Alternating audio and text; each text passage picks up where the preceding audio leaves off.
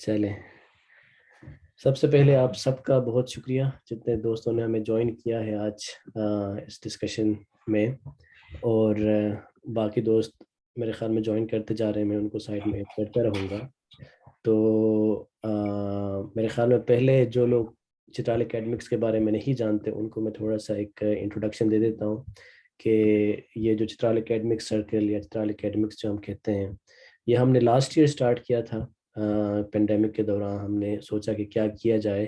کہ جس سے کچھ میننگ فل انگیجمنٹ ہو۔ لاک ڈاؤن کے دوران لوگ سب گھروں میں تھے، تو ہم نے سوچا کہ کچھ گفتگو کرتے ہیں لوکل ایشوز کے بارے میں اور گلوبل ایشوز کے بارے میں۔ تو چترال اکیڈمکس کا مقصد یہی رہا ہے کہ گلوبل اکیڈمکس کو ایک پلیٹ فارم دیا جائے، اور اس کے ساتھ ساتھ لوکل جو ایشوز ہیں ان کو ہم اکیڈمکلی کیسے ڈیل کر سکتے ہیں، اگر ڈیل کر سکتے ہیں تو۔ اور اس کے علاوہ ضروری بات یہ تھی کہ ہم چترال کے لوکلز کو ایکسپوجر دیتے ہیں جو ہمارے دوسرے اکیڈمکس کام کر رہے ہیں گلوبل ایشوز پہ، پاکستان سے ہوں یا کسی اور ملک سے ہوں، تو ان سے ہمیں کیا سیکھنے کو ملے گا۔ اور ہمارے جو نوجوان جو اس پلیٹ فارم کا حصہ ہیں، اگر وہ ان سبجیکٹس کو آگے جا کے اکیڈمیکلی ایکسپلور کرنا چاہیں تو ان کو کیا کیا مواقع میسر ہیں جو کہ وہ حاصل کر سکتے ہیں۔ تو یہ ایک بیسک انٹروڈکشن ہے۔ تو ہمارے پاس کافی دوسرے یونیورسٹیز سے، آکسفورڈ سے، یو ایس میں، آسٹریلیا میں، پاکستان میں کئی یونیورسٹیز سے ریسرچرز ہمارے اس پلیٹ فارمز کو استعمال کرتے ہوئے ہم سے بات کر چکے ہیں۔ تو کافی عرصے سے یہ کافی خاموش ہو گیا تھا، کیونکہ اچانک سے ہم لوگ پھر پینڈیمک سے نکلے تو نہیں ہیں، خیر لاک ڈاؤن سے نکل کے جب ریئل دنیا میں واپس آ گئے تو لوگ اتنا انٹرسٹ شو نہیں کر رہے تھے، لیکن اب ہم نے سوچا کہ دوبارہ اس کو شروع کریں۔ اور انہی جو ڈسکشنز کی ایک کڑی جو ہے وہ آج ہمارے ساتھ ایاز صاحب موجود ہیں، اور ہم اقبال احمد پہ بات کریں گے۔ تو یہ کئی عرصے سے ہم سوچ رہے تھے کہ اس پہ بات کی جائے، تو ڈیلے کرتے جا رہے تھے، لیکن آج فائنلی خوش قسمتی سے ایاز صاحب کو بھی وقت ملا ہے، اور ہم آج اس پہ بات کریں گے۔ تو وہ کہتے ہیں نا کہ ویسے تو ایاز صاحب کسی تعارف کے محتاج نہیں ہے، اسپیشلی جب اس طرح کی ڈسکشن پہ بات کی جائے۔ ایاز صاحب ادھر لیورپول میں ہوتے ہیں، یہاں یونیورسٹی میں پڑھاتے ہیں، اور ان کا ریسرچ جو ہے وہ کافی جامع اور ایک قسم سے بلیغ جو ہے نا ٹاپک پہ مطلب وہ ان کو کور کرتے ہیں۔ بیسیکلی جس طرح میں بھی جغرافی پڑھتا ہوں، ایاز صاحب جغرافی پڑھاتے ہیں اور پڑھتے ہیں اوبویسلی، اور اربن ایشوز جو ہیں ان پہ بات کرتے ہیں۔ لیکن ان کا اسکوپ جو ہے وہ آپ کو پتہ ہوگا کہ ایک مارکسسٹ اپروچ لیتے ہیں، اور ایک D colonial post colonial approach in کا ہوتا ہے، اور اس کے ساتھ ساتھ کئی جو موومنٹس ہیں ان کو انہوں نے کور کیا ہے اپنے پیپر میں، اپنے اکیڈمک ورک میں۔ کراچی میں جو ورکنگ کلاس موومنٹ ہے اس پہ ڈسرٹیشن ان کا رہا ہے، پی ایچ ڈی میں ان پہ کام کیا ہے۔ اس کے علاوہ وہ جو پشتون تحفظ موومنٹ وغیرہ جو ہیں ان پہ پیپر لکھا ہے۔ بس جنرلی یہ ہے کہ کلاس اسٹرگل ہو گیا، یا پھر جو ہمارے مارکسسٹ آئیڈیاز ہیں پاکستان میں ان کو گلوبل کیا کہتے ہیں پلیٹ فارم میں لانے میں ایاز صاحب کا بڑا ایک کردار رہا ہے۔ لیکن اس سے بڑھ کر یہ کہ ہمیشہ سے جب بھی پاکستان آتے ہیں، جب بھی آکسفورڈ آتے ہیں ایون، تو ان کا ایک ہمیشہ سے تھیوری اور پریکٹیکل جو آرگنائزیشن ہے ان کا بڑا خیال رکھتے ہیں، اور لوگوں کو اکٹھا کرنے میں ایاز صاحب کا بڑا ہاتھ ہے۔ تو یہ بہت ہی ایک مختصر تعارف ہے، اگر ہم مزید بات کریں تو گھنٹے لگیں گے ایاز صاحب جو کام کر رہے ہیں ان کو ہائی لائٹ کرنے میں۔ لیکن میں کوشش یہ کروں گا کہ ایاز صاحب کو خود یہ موقع دے دوں کہ ایاز صاحب ہمارے ساتھ پہلے تو اقبال احمد صاحب کی طرف جانے سے پہلے ہم ایاز صاحب کے بارے میں جاننا چاہیں گے، اسپیشلی جس طرح میں کہہ رہا ہوں کہ ہمارے دوست اگر کوئی اکیڈیمیا میں آگے جانا چاہیں، اسپیشلی مارکسسٹ ٹاپکس میں، یا پھر ٹاپکس جو ہیں کلاس اسٹرگل وغیرہ میں، اس طرح کے جو کیا کہتے ہیں ٹاپکس ہیں وہ ہمارے لیے، اسپیشلی چترال کے لیے اور گلگت بلتستان کے لیے اور جتنے بھی مارجنلائز کمیونٹیز ہیں ان کے لیے بڑی اہمیت کے حامل ہیں۔ تو آپ سے میرے خیال میں ہم سے زیادہ کوئی ریلیٹ نہیں کر سکے گا، تو اس لیے ہم چاہیں گے کہ آپ اپنی جرنی تھوڑا اس پہ اگر آپ بات کریں، شروع کریں، اور پھر اس کے بعد پھر ہم اقبال احمد کی طرف آئیں گے۔ تو ایاز صاحب آپ کا بہت شکریہ کہ آپ نے وقت نکالا، اور ابھی آپ کے حوالے کرتا ہوں، آپ جس طرح ڈسکشن کو لے کے آگے جانا چاہیں۔ بہت شکریہ واحد میر، سے پہلے تو ادھر جو ہے مدعو کرنے کا، اور اس قسم کی جو ہے اتنی فراخ دلی سے اور اتنی جنروسٹی سے جو ہے وہ میرا تعارف کرانے کا. اقبال احمد جیسی کردار کے سامنے، جیسی ہستی اور شخصیت کے سامنے اپنا تعارف کراتے ہوئے تو ذرا عجیب سا لگتا ہے، اس لیے میں اپنے حوالے سے بات بالکل مختصر ہی رکھوں گا. اور وہ یہ کہ میرا تعلق جو ہے وہ کراچی سے ہے. کراچی میں میں پلا بڑھا. کئی ساری یعنی کہ متوسط طبقے گھرانوں کی طرح ہمیں بھی جب ہم بڑے ہو رہے تھے ہمیں تو یہ نہیں پتا تھا کہ بھائی اس طرح کی بھی چیزیں ہوتی ہیں، مارکسسٹ تھیوری ہوتی ہے، یا مارکسسٹ تھیوری تو چلے ایک مخصوص ٹرینڈ ہے، بلکہ یہ سوشیولوجی اور عمرانیات اور تاریخ، ہسٹری، اینتھروپولوجی، اس طرح کی چیزیں لوگ پڑھتے بھی ہیں. تو ہم تو جس بیک گراؤنڈ سے بڑے ہوئے جس طرح آئے آگے، تو ہمیں تو یہی پڑتا ہے یا تو انجینئرنگ لوگ پڑھتے ہیں یا میڈیسن پڑھتے ہیں، زیادہ سے زیادہ بزنس پڑھ لیتے ہیں، اکنامکس پڑھ لیتے ہیں. تو اس معاملے میں میں کافی اس معاملے میں لکی رہا کہ جب میں اسکول میں تھا تو مجھے 2-3 چیزیں بہت کہتے ہیں خوش قسمتی رہی میری. ایک یہ کہ ہم جب اسکول کے آخری سال میں تھے تو ایک پاکستان میں تحریک شروع ہوئی، جو ہو سکتا ہے آپ لوگ تو ینگ ہوں گے اس وقت بہت زیادہ، جس کو وکلا تحریک کہتے ہیں، درز موومنٹ. تو جو جنرل مشرف کی آمریت کے خلاف اس زمانے میں 2007-8 کے دور میں، تو میرے اسکول کے آخری سال تھا، یونیورسٹی کا پہلا سال تھا. تو اس میں اور میری جنریشن کے بہت سارے لوگ اس میں انوالو تھے، اور اسی سے ہمارا ایک سیاسی شعور اور اس طرف جو ہے شغف جو ہے ان معاملات پر، ان سوالات پر بڑھا، رجحان بڑھا. اس کے ساتھ ساتھ اسکول میں جب میں تھا تو میرے ساتھ ایک یہ لکی ہوا کہ حالانکہ کافی متوسط طبقے کے گھرانے سے تھا، لیکن مجھے اپنے ریزلٹس کی بنیاد پر، کچھ والدین کی تگودوں کی بنیاد per cent Patrick's high school اور پھر کراچی گرامر اسکول جانے کا موقع ملا. وہاں جانے کا مجھے موقع تو ملا، تو اس میں ایک اور خوش قسمتی میری یہ ہوئی کہ میرا آکسفورڈ میں جب ایڈمیشن ہوا تو یہاں پر مجھے scholarship they the under graduate degree کے لیے، کہ ہم نے تو کبھی نہیں سوچا تھا کہ کبھی پاکستان سے جا کے بھی باہر جا کے بھی پڑھیں گے. تو جب آکسفورڈ آ گئے تو ایک تو لندن آکسفورڈ بالکل ساتھ ساتھ ہے، تو بالکل لارج موومنٹ کا ایک بڑا سینٹر تھا لندن. ہو سکتا ہے آپ کو پتا ہو کہ چارٹر آف ڈیموکریسی یہیں سائن ہوا تھا. چودھری افتخار، بینظیر، نواز شریف، اس زمان میں تیمور رحمان، شاہ رام، یہ سارے لندن وارک یونیورسٹی اور سوائس وغیرہ، آسم سوائس وغیرہ میں ہوتے تھے. ان سے بہت کچھ سیکھنے کو ملا. دوسرا یہاں پر آ کے اسکالرشپ پہ آئے تو بالکل ایک نئی دنیا کھل گئی کہ بھائی یہاں پر آ کے پتہ چلا کہ معاملات پر، فلسفے پر، مذہب پر، سیاست پر، سیاسیات پر، عمرانیات پر بحث مباحثہ بھی ہوتا ہے. تو اور یہ لوگ اس طرح کی چیزیں پڑھتے بھی ہیں. تو حالانکہ مزے کی بات یہ ہے کہ میں اپنی پہلی ڈگری جو میں نے کی آکسفورڈ سے اور میں پڑھنے جو آیا، بالکل یہ بات صحیح کہہ رہے ہیں، ہمارے معاملات باہر ہوتے ہیں، اس پر بھی بات کریں گے بعد میں. تو میری پہلی جو ڈگری میں یہاں پڑھنے آیا وہ بایو کیمسٹری تھی. تو میری جو انڈر گریجویٹ ڈگری ہے وہ سائنس اور بایو کیمسٹری میں ہے، لیکن آہستہ آہستہ میرا اس سے دل اچاٹ تو یوں نہیں کہیں گے، لیکن میرا اور چیزوں میں جو ہے وہ رجحان اور دلچسپی بڑھتی چلی گئی. اس لیے پھر جب وہ ختم ہوا تو پھر میں نے کہا کہ بھائی اگلی ڈگری جو ہے اب اگلی ڈگری جو ہے وہ کسی اس طرح کے سیاسیات، معاشیات، ان مضامین پر جو ہے، ان موضوعات پر کی جائے. تو اس میں اگین کیونکہ وہ ایک لیفٹ سے اور بائیں بازو اور ترقی پسند سوچ سے وابستگی ہو گئی تھی، تو اس طرح کی ایک مجھے انسٹیٹیوشن مل گیا کینیڈا میں، یارک، جو کہ بڑا سینٹر تھا اس طرح کی سوچ کا، اس طرح کی فکر کا. اور وہاں پر پھر مجھے گریجویٹ اسٹڈیز اور ماسٹرز کے لیے اور پھر بعد میں پی ایچ ڈی کے لیے فنڈنگ ملی. تو اس طرح جو چیز ایک لیول پہ ہم نے عملی طور پر جس کی طرف رجحان ہوا تھا، ایک سیاسی وابستگی کی وجہ سے، کراچی میں بڑے ہونے کی وجہ سے، وکلا تحریک میں کسی نہ کسی لیول پر ہاتھ ڈالنے کی وجہ سے، وہ پھر ہم نے باضابطہ طور پر جو ہے وہ اس کو ایک علمی طور پر بھی جو ہے اس کو فالو کیا، اور اس کی جو ہے وہ اس پہ مزید جو ہے وہ ریڈنگ اور تحقیق کی. تو اس کا نتیجہ یہ ہے کہ اب ہم یہاں بیٹھے ہیں، پاکستان میں بھی پڑھایا آپ جانتے ہی ہیں، اور پھر جو ہے ایسی بات ایک واسطہ رہتا ہے، رابطہ رہتا ہے تمام ساتھیوں کے ساتھ. اور پھر پچھلے تقریباً ایک سال سے میں لیورپول یونیورسٹی میں یہاں پر میں لیکچرر پروفیسر کے طور پر فائز ہوں. سوری، آپ کچھ کہہ رہے ہیں بھائی؟ نہیں بس بہت شکریہ ایاز بھائی آپ کا. میرے خیال میں یہ جس طرح میں بتا رہا تھا ہم سب کے لیے، وہ کہتے ہیں نا، یہ لفظ یوز کرتے ہوئے مجھے اتنا اچھا بھی نہیں لگتا کہ موٹیویشنل ایک یوز کرتے ہیں لفظ، لیکن لازمی بات ہے موٹیویشن سے ہٹ کے میرے خیال میں امید، کئی لوگوں میں اس سے جو ہے نا ایک امید پیدا ہوتا ہے کہ مطلب یہ مواقع موجود ہیں ہمارے لیے، اور ان پہ جا کے پھر ہم بات کر سکتے ہیں. بالکل. تو میرے خیال میں یہ انٹروڈکشن ابھی کے لیے بس لوگوں کو ایک آئیڈیا ہو گیا کہ آپ کیا کرتے ہیں، اور پاکستان میں حبیب یونیورسٹی میں پڑھاتے رہے ہیں، اور ابھی بھی جا کے دوسرے ایکٹیویٹیز میں کافی ایکٹیو ہوتے ہیں ایاز بھائی. تو پاکستان میں جو ہیں وہ اگر کراچی میں ہیں یا پھر دوسرے علاقوں میں، تو انشاءاللہ آپ سے ملاقات ہوگی.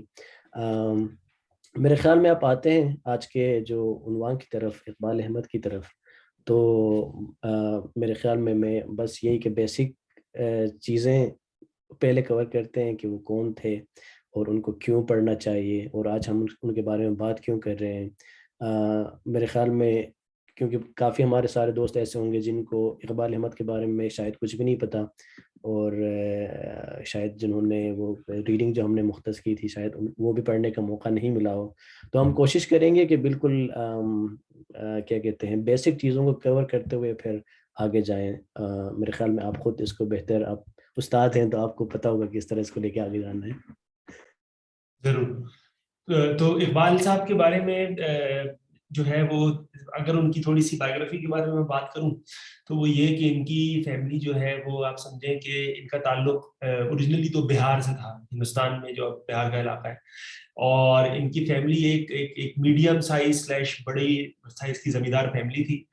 لیکن ان کے والد صاحب کے بارے میں مشہور تھا کہ بہار میں جس گاؤں سے تھے یہ، ان میں جو بڑے فیوڈل ہوتے ہیں، زمیندار ہوتے ہیں، ان میں نسبتاً نرم دل کے آدمی پائے جاتے ہیں، نرم دل کے آدمی تھے. اور ان کی نرم دلی کی وجہ سے، ان کی ایک لیول پہ فراخ دلی کی وجہ سے مزاروں کے ساتھ، کسانوں کے ساتھ ان کی جو ہے وہ خلش ہو گئی تھی، اور بڑے زمینداروں سے جو کہیں زیادہ خوخار عمومی طور پر ہوتے ہیں، اور انہی میں سے کچھ زمینداروں نے مل کر جو ہے وہ ان کے والد صاحب کا ان کے بچپن میں قتل کر دیا. قتل بھی ایسے کیا تھا کہ یہ ساتھ میں ہی والد اسی چارپائی پر سو رہے تھے، اور ساتھ میں ان کے والد کو رات کی تاریکی میں آ کر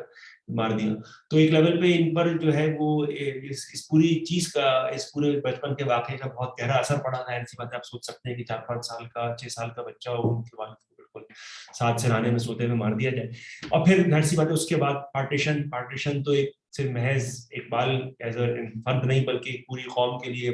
کئی طبقات کے لیے، مرد عورت جو بھی ہو، ہمارے خطے کے آج تک اس کے ٹرومیٹک جو اس کے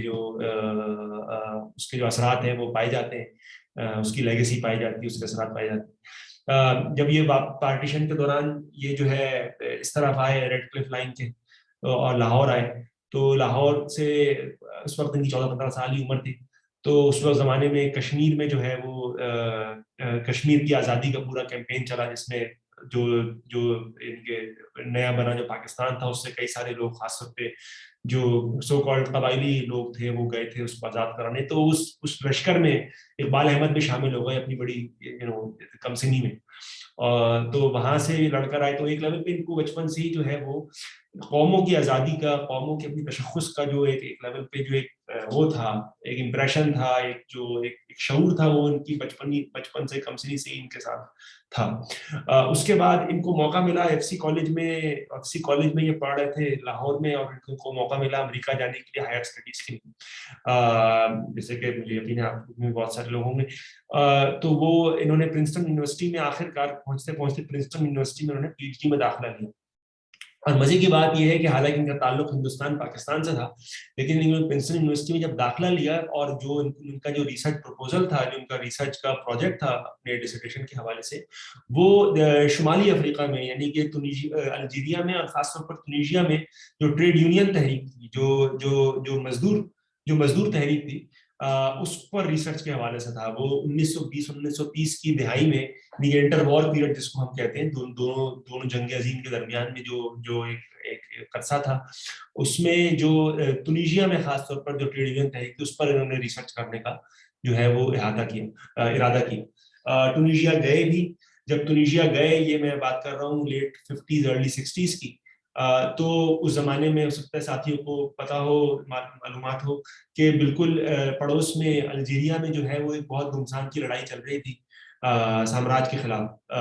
خاص طور پر فرانسیسی سامراج کے خلاف، فرانسیسی استعمار، کولونیلزم کے خلاف، جس کے بہت بڑے بڑے تھیورسٹ آپ نے نام ہو سکتا ہے سنے ہو. ان میں سے ایک جو ہے فرانس فینن، جنہوں نے اقبال کو بہت متاثر بھی کیا. تو کہنے کا مطلب یہ کہ ایک لیول پہ ایک بات جو اقبال کے بارے میں ہمیں پتہ ہونی چاہیے وہ یہ کہ ان کا تعلق پاکستان ہندوستان سے تھا، لیکن وہ ٹرولی ایک لیول پہ گلوبل لیول کے انٹلیکچوئل تھے. بلکہ آپ نے جو پوسٹر بنایا تھا جو آپ نے میرے سے شیئر کیا تھا اس محفل کے حوالے سے، اس میں آپ نے لکھا تھا کہ فارگوٹن پاکستانی اکیڈمک. میں بلکہ اس سے اختلاف کروں گا کہ اس کو وہ اکیڈمک نہیں تھے، وہ ایک بنیادی طور پر وہ ایک انقلابی شخص تھے. ان کی جو اکیڈمک کنٹریبیوشن ہے وہ ان کے انقلابی ہونے کی وجہ سے ہے، نہ کہ ادر وے راؤنڈ. اور ان کی جو انقلابی جہد تھی، ان کی جو انقلابی ایک خصلت تھی آپ کو سمجھ لیں، یا جو ان کا ایک رجحان تھا، وہ جیسے کہ میں نے کہا وہ ایک ٹرولی یعنی کہ عالمی آفاقی ایک لیول پہ تھا، گلوبل اس کے جو ایمبیشنز تھے وہ تھے. اور ایک لیول پہ اقبال اس زمانے میں یہ جو گلوبل ایمبیشنز رکھنا اور ایک دنیا بھر میں جو ایک سامراج کے مخالف، استعمار کے مخالف، نو آبادیات کے مخالفت میں جو ایک لہر تھی، اس میں بہت اس طرح کے لوگ، بہت اس طرح کے دانشور، انقلابی ایکٹیوسٹ، سماجی کارکن، سیاسی کارکن جو ہے اس میں انوالو تھے، اس میں ان کا نمایاں کردار تھا. اور اقبال اس پوری کنسٹیلیشن کا، اس پوری جو کہکشاں ہے انقلابیوں کی، مفکرین کی، سوچنے والوں کی، عمل کرنے والوں کی، اس کا حصہ ہے اقبال میں، جن میں بہت سارے جو نمایاں نام ہے، آپ کو بہت سارے ساتھی لوگ جانتے ہوں گے. ایڈورڈ سعید اس میں ایک بہت بڑا نام ہے. نوام چومسکی کا آپ نے نام سنا ہوگا، آج بھی ماشاءاللہ سے حیات ہیں، کتابیں لکھ رہے ہیں. وہ بھی اسی کہکشاں سے نکلے ہیں جو اقبال جس پورے ملیوں سے جس سے نکلے تھے. فیض احمد فیض کو ظاہر سی بات ہے ہم ایک پاکستانی اور اردو شاعر کے طور پر جانتے ہیں، لیکن فیض احمد فیض کا نام جو ہے وہ عرب دنیا میں بھی بہت مانا جاتا ہے. تیسری دنیا کا جو پوری تیسری دنیا کی جو پوری لہر تھی اس زمانے میں، ڈی کالونائزیشن کی، جس کو ہم لہر کہتے ہیں 50 60 70 80 کی دہائی تک، اس میں فیض احمد فیض ایک بہت بڑا نام ہے اردو شاعری کے حوالے سے بھی. لیکن ایک زمانے میں مثال کے طور پر وہ ایک جریدہ ایڈٹ کرتے تھے، اس کے مدیر تھے لوٹس، جو کہ بانڈنگ ایرا جس کو ہم کہتے ہیں، سوویت یونین کا فنڈڈ وہ تھا، اور کائرو سے وہ نکلتا تھا، قاہرہ سے، مصر سے. تو یہ سارے جو لوگ ہیں، اقبال احمد، ایڈورڈ سعید، نوام چومسکی، فیض احمد فیض، اس طرح کے بہت سارے لوگ ہیں ہندوستان سے بھی، اس طرح کے بہت بڑے جو ہے وہ مفکرین ہیں. محمود درویش آپ نام لیتے جائیں اسی دنیا کے، یہ وہ لوگ ہیں جن کو جو ایک لیول پر اپنی ایک مخصوص سیاق و سباق میں، اپنے مخصوص سماج میں ان کے پاؤں تو تھیں، ان کی جڑیں تو تھیں، لیکن وہ اپنے سماج کو ایک وسیع تر کینوس میں، ایک وسیع تر سیاق و سباق میں، ایک وسیع تر پس منظر میں ہمیشہ دیکھتے تھے. اور اپنے سماج کی آزادی، اپنے سماج کی لبریشن، اپنے سماج کی خود مختاری کی جو ان کی لڑائی تھی، وہ ایک اس کو جنوینلی وہ ایک انٹرنیشنلسٹ، ایک بین الاقوامی لڑائی سمجھتے تھے. جس طرح کے، اور اقبال نے تو خیر یہ عملی طور پر بھی ہمیں کر کے دکھایا کہ انہوں نے ٹونیشیا میں جب وہ تھے، جیسے کہ میں نے کہا جب پی ایچ ڈی ریسرچ میں ٹونیشیا گئے تو ان کے بہت قریبی تعلقات بنے الجیریا میں، جو الجیرین انقلابی تھے جو اس زمانے میں تونس میں موجود تھے، کیونکہ بہت سارے لوگ الجیرین جو انقلابی تھے جو فرانس کے خلاف لڑ رہے تھے الجیریا میں، ان کو ٹونیشیا میں پناہ لینی پڑی تھی. اور ان میں ظاہر سی بات ہے فرانس فینون بھی اس میں جو ہے شامل ہے، کہ جو فرانس فینون کا خود اس کی مثال ہے کہ اصل میں ان کا تعلق مارٹینیک سے تھا، پھر انہوں نے فرانس میں پڑھا، پھر وہ الجیریا آئے، وہاں پر انہوں نے ڈاکٹری اور سائیکیٹری پریکٹس کی، اور پھر تونس میں جو ہے وہ الجیرین انقلابی جدوجہد کے ساتھ وہ منسلک ہو گئے. تو اسی طرح اقبال بھی تھے، الجیرین انقلابیوں کے ساتھ ان کا بہت ایک قریبی تعلق رہا. اور اس کی ایک لیول پہ یہ جو ایک پوری جنریشن تھی، ایک پوری ایک سمجھیں کہ ایک پوری کھیپ تھی استعمار مخالف، سامراج مخالف مفکرین کی، دانشوروں کی، سماجی کارکنوں کی، انقلابیوں کی بنیادی طور پر، جس میں اقبال کو ہمیں سمجھنا چاہیے. اور اسی وجہ سے ان کا ایک بڑا خاص ویو پوائنٹ ہے، ان میں ایک بڑی یونیک بات ہے، جس کو جو میں نے آپ کو ان کی جو ابھی حال ہی میں سماعت بھی آئی ہے، یہ Iqbal Ahmad critical outsider in turbulent age, Stuart Schaar کی کتاب آئی ہے آکسفورڈ یونیورسٹی پریس سے، بڑی اچھی بایوگرافی ہے. اور اس میں جو یہ اصطلاح استعمال کرتے ہیں اقبال کے کریٹیکل آؤٹ سائڈر، یہ بڑی اہم بات ہے، کیونکہ وہ شار کہتے ہیں ان کے قریبی دوست تھے، کیونکہ دونوں ساتھ پی ایچ ڈی کر رہے تھے پرنسٹن میں، اور شار بھی امریکی ہو کر تونیشیا کی ٹریڈیشن تحریک پر جو ہے وہ پی ایچ ڈی کر رہے تھے. مزے کی بات یہ اقبال کے ساتھ. تو یہ جو کریٹیکل آؤٹ سائڈر کی اصطلاح استعمال کرتے ہیں یہ بڑی اہم ہے، کیونکہ ایک لیول پہ، کیونکہ اقبال مختلف سماجوں میں، مختلف ثقافتوں میں، مختلف تاریخوں کے درمیان میں ہوتے تھے. کبھی پاکستان میں ہیں, ہندوستان سے پاکستان آئے, پاکستان سے امریکہ گئے, امریکہ سے جو ہے وہ تونیزیا گئے, بعد میں پھر فلسطین میں بھی ٹائم گزارا, ادھر ادھر لبنان میں ٹائم گزارا. تو ان کا ایک تنقیدی نظر تو تھی, اور ایک ایسی نظر تھی جو کہ مختلف سوسائٹیوں میں, کیونکہ رہنا, رہن سہن, اٹھنا بیٹھنا تھا, مختلف زبانوں پہ عبور تھا, مختلف تاریخ سے, مختلف سماجوں سے واقفیت تھی, اس لیے سماجوں کو, تاریخ کو, عمرانیات کو کمپیریٹیو سینس میں یہ دیکھ رہے ہیں, کمپیریٹیو سینس میں, اور ایک گلوبل کینوس میں, ایک وائڈ ہسٹوریکل کینوس میں, ایک وائڈ گلوبل کینوس میں, اور کمپیریٹیو طریقے سے, کہ یعنی کہ یہ نہیں جیسے ہمارے اکثر بتایا جاتا ہے نا, ہمارے پاکستان کے مسائل تو عجیب ہی ہے, دنیا میں سب سے یونیک مسائل ہیں ہمارے, سب سے منفرد ہمارے مسائل ہیں, یا ہمیں اکثر بتایا جاتا ہے کہ یار کہ مسلمانوں کے جو مسئلے نا وہ ایسے ہیں کہ بس مسلمانوں کی خصلت ہے کوئی عجیب و غریب قسم کی, کہ کوئی ایسے ہیں کہ دنیا, اور کسی دنیا سے ہم کمپیئر ہی نہیں کر سکتے, اور کسی سے ہم کچھ سیکھ ہی نہیں سکتے. یہ آپ کو جو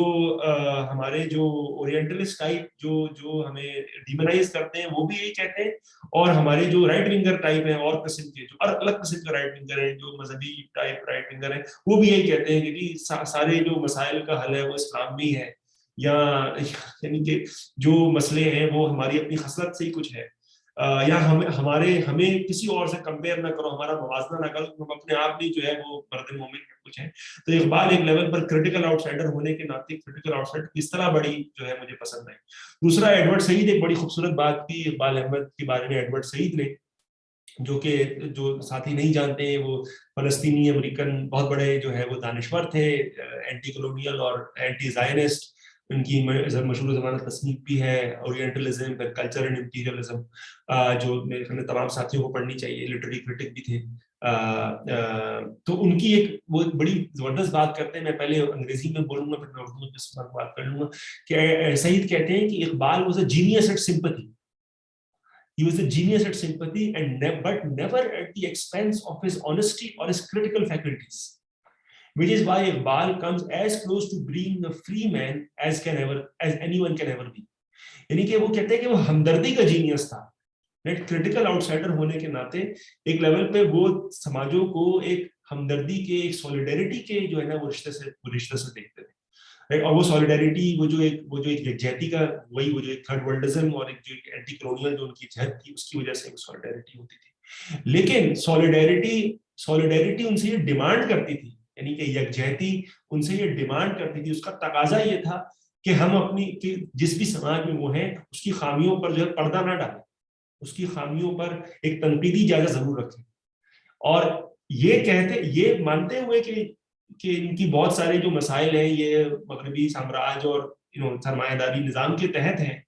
لیکن اپنی تنقیدی جو ایک نظر ہے, اپنا تنقیدی جو جائزہ ہے, اس کا دامن جو ہے اس کو کبھی بھی نہیں چھوڑنے والا. اور یہ جو اصطلاح ہے مجھے پسند آئی, کہ کہتے ہیں جینیس ایٹ سمپتھی, کہ اس کی جو سولیڈیرٹی ہے, اس کی جو تنقید ہے, اس کی بنیاد بھی جو ہے وہ ہمدردی اور سولیڈیرٹی, اس کی یکجہتی میں ہے, ساتھ ایک باہمی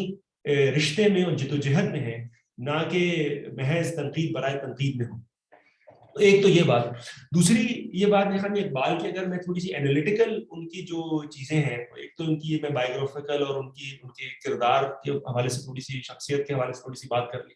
لیکن کچھ جو ان کے انالیٹیکل کنٹریبیوشن ہے میرے خیال میں اس پہ بھی تھوڑی سی مختصر بات کروں. تو ایک تو یہ کہ کیونکہ وہ جینیس ایٹ سمپتھی تھے, کیونکہ وہ کریٹیکل آؤٹ سائڈر تھے, اس لیے ایک, اور کیونکہ وہ انقلابی تھے,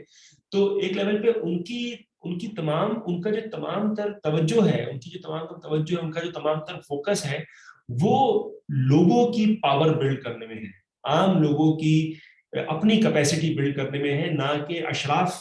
کو محض ایڈوائز کرنے میں, اور حکمران طبقات کی جو ہے وہ کسی قسم کی ان کے ساتھ ہمدردی میں, ان کی ہمدردیاں جو ہے وہ عام لوگوں کے ساتھ ہیں, اور طاقت کا سر چشمہ بھی وہ عام لوگوں کو ہی سمجھتے تھے ایک لیول پر. تو اس کی ایک بہت بڑی مثال اگر آپ دیکھیں گے, اقبال نے جو انقلابی جو جدوجہد تھی, خاص طور جو مسلح جدوجہد, اس کے بارے میں بہت کچھ لکھا, اور مسلح جدوجہد کے خلاف نہیں تھے, کافی زیادہ